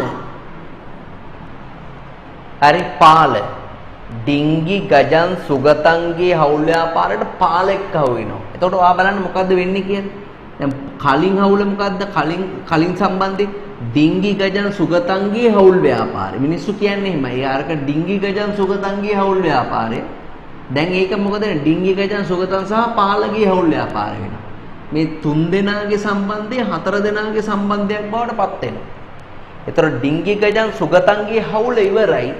දැන් තියෙන්නේ ඩිංගි ගජන් සුගතන් සහ පාලගේ හවුල. මෙතෙන්දී අනිවාර්යෙන් මේගොල්ලෝ මක් කරන්න ඕනද? හවුල් ඔප්පුව වෙනස් කරන්න ඕනේ. මේගොල්ලෝ ගහලා දෙන හවුල් ඔප්පුව වෙනස් කරන්න ඕනේ. ඇයි අනිවාර්යෙන් පුතේ ලාභානුපාතයේ තව එකක් වැඩි වෙනවා. වැටුප වෙනස් වෙනවා.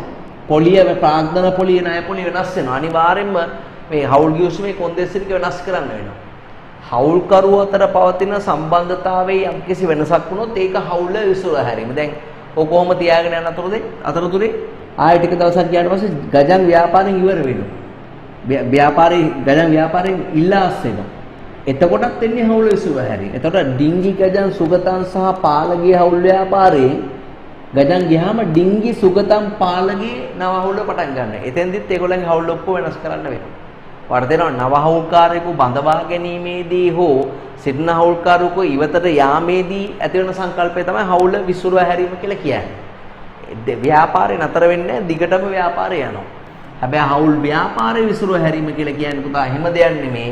ව්‍යාපාරයේ තියෙන සියලුම වත්කම් ටික විකුණනවා. ඉඩම් ගොඩනැගිලි ඔක්කොම ටික විකුණනවා. විකුණලා ගෙවන්න තියෙන ණය සේරම ගෙවනවා. හරි, ගෙවලා ඉතිරි මුදල් ටික ඉන්න හවුල්කාරෝ ටික ඒගොල්ලන්ගේ ප්‍රාග්ධන අනුපාතනෝ බෙදා ගන්නවා. සියලුම වත්කම් විකුණලා වක්කීම් ටික පියවලා ඉතුරු ඒවායින් අයිතිකාරයන්ගේ ප්‍රාග්ධනය තියුවාම ව්‍යාපාරය එතනින් අවසానයි. හරිද? ආයි ව්යාපාරය පවත්වාගෙන යන්නේ. එවැනි තත්යකට අපි කියන හවුල් ව්‍යාපාර විසුරුවා හැරීම කියලා. හවුල් ව්‍යාපාරය විසුරුවා හරින්න පුළුවන් කට්ටියට කතා වෙලා එකඟ වෙලා උසාවියක් නැතුව විසුරුවා හරින්න පුළුවන්. ඒකට අපි කියනවා ස්වේච්ඡා විසුරුවා හැරීම කියලා. කාට හරි ඕනනම් උසාවියට ගිහිල්ලා Tamanට සාධාරණ හේතු තියෙනවා මේ ව්‍යාපාර විසුරුවා හරින්න කියලා. ඒ සාධාරණ හේතු ඔප්පු කළොත් අධිකරණ නියෝගයක් මගින් ව්‍යාපාරය විසුරුවා හරින්න පුළුවන්. ඔන්න විසුරුවා හරින ආකාර දෙක ඉස්සර පරණ සිලබස් එකේ නම් මේවට උදාහරණක් විභාගෙදි තිබුණා. අලුත් සිලබස් එකේ නම් ඒවා අහන්නේ නැහැ. හරි, එහෙමනම් අපි ලියමු මෙහෙම.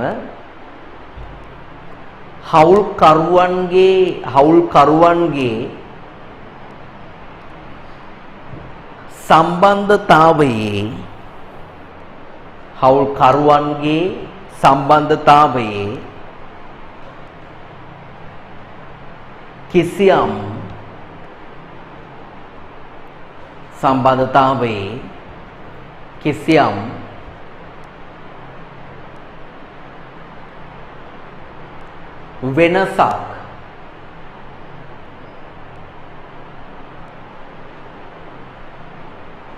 වෙනසක්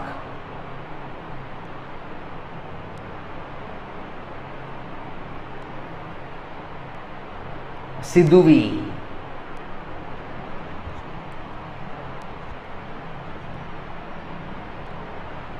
හවුල් ඔප්පුව සංශෝධනය කර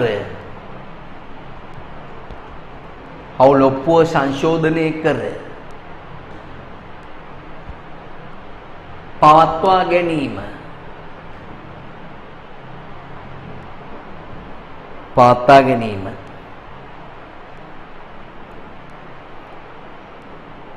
හවුල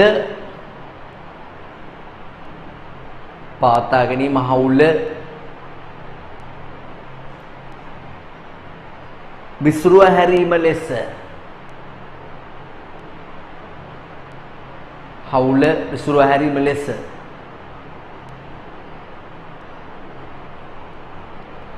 හැඳින්විය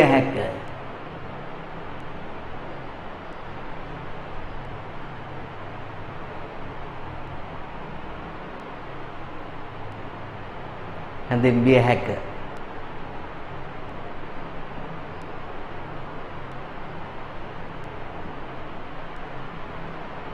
right ඡේද කඩන්න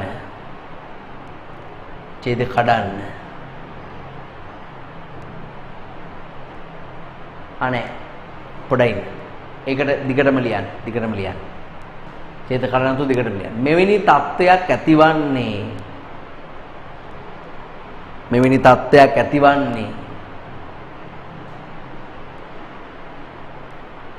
නව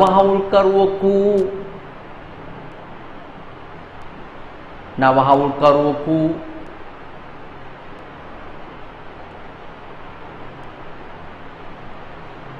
බඳවා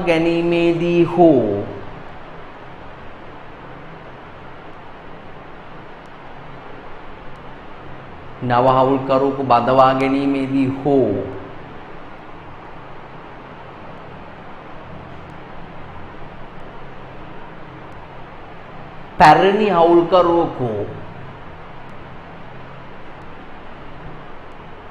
පැරණි හවුල්කරුවෙකු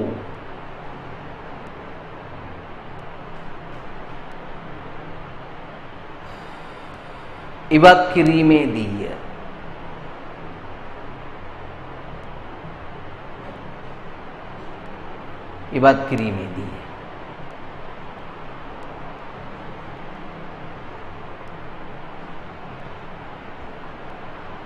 උදාහරණයක් ලියන්න.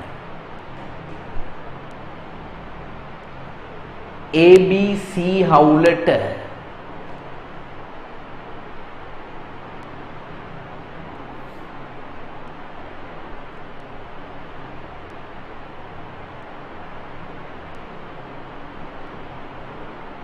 D එකතු වූ විට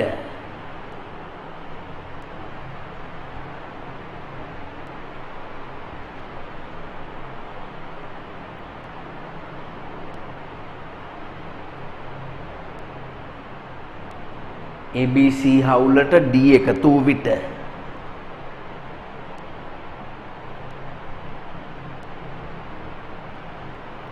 ABC හවුල නිමා වී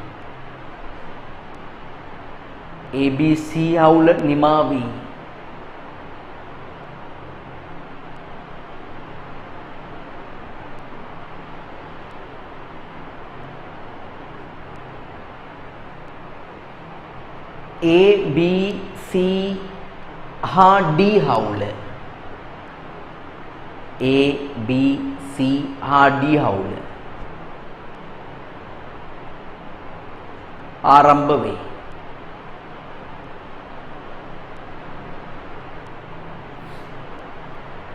ආරම්භ වේ.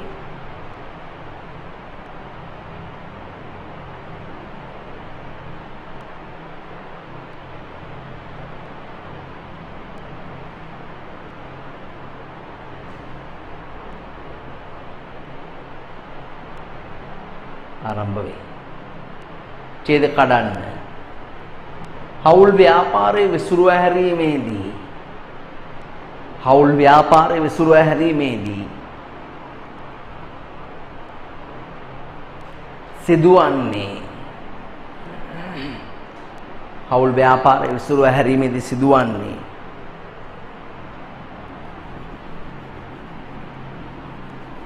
හවුල් ව්‍යාපාරයේ සියලු වත්කම් උපලබ්ධි කරනවා කියන්නේ විකුණනවා කියන්නේ. හවුල් ව්‍යාපාරයේ සියලු වත්කම් උපලබ්ධි කර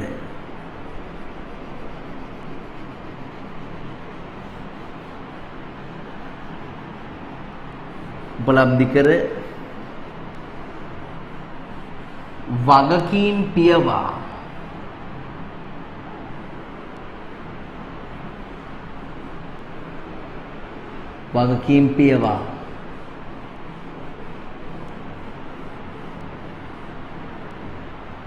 ව්‍යාපාරයේ සියලු කටයුතු අවසන් කිරීමයි.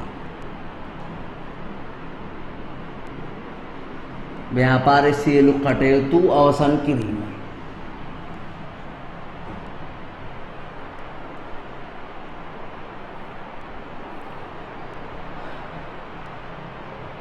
එය ස්වේච්ඡාවෙන් හෝ අධිකරණ නියෝගයක් මගින් සිදු කළ හැක. එය ස්වේච්ඡාවෙන් හෝ අධිකරණ නියෝගයක් මගින් සිදු කළ හැක.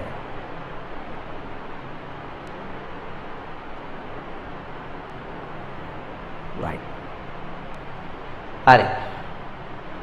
එමනම් පුතාලාට මේ හවුල් ව්‍යාපාර මාතෘකාව තමයි දැන් මං ඉවර කළේ. දැන් පුතාලාට ලබාලා දීලා තියෙන ව්‍යාපාර සංවිධාන පළමු නිබන්ධනයේ හැම කොටසක්ම අපි කරලා තියෙනවා. අපි එක වීඩියෝ එකකින් සාකච්ඡා කළා ඒකේ හැඳින්වීම. ඊළඟ එකකින් අපි සාකච්ඡා කළා අපහසු සංකල්ප. ඊළඟ එකේදී අපි සාකච්ඡා කළා කේවල ස්වාමි ව්‍යාපාර. ඊළඟකේදී අපි සාකච්ඡා කළා හවුල් ව්‍යාපාරවල මූලික කොටස් ටික. අපි අන්තිම වීඩියෝ එකෙන් දැන් මේ වීඩියෝ එකෙන් අපි සාකච්ඡා කළා හවුල් ව්‍යාපාරවල ගිවිසුම 24 වගන්තිය වාසි අවාසි බුන්නත් වීම විසුරුවා හැරීම කියන කාරණාවන් පිළිබඳව අපි සාකච්ඡා කළා. අපිට ඊළඟ වීඩියෝ එකෙන් අපි සාකච්ඡා කරන්න පුතේ ව්‍යාපාර සංවිධාන වල තවත් කොටසක් වන සමාගම් කියන මාතෘකාව පිළිබඳව තමයි අපි සාකච්ඡා කරන්නේ. ආයුබෝවන්.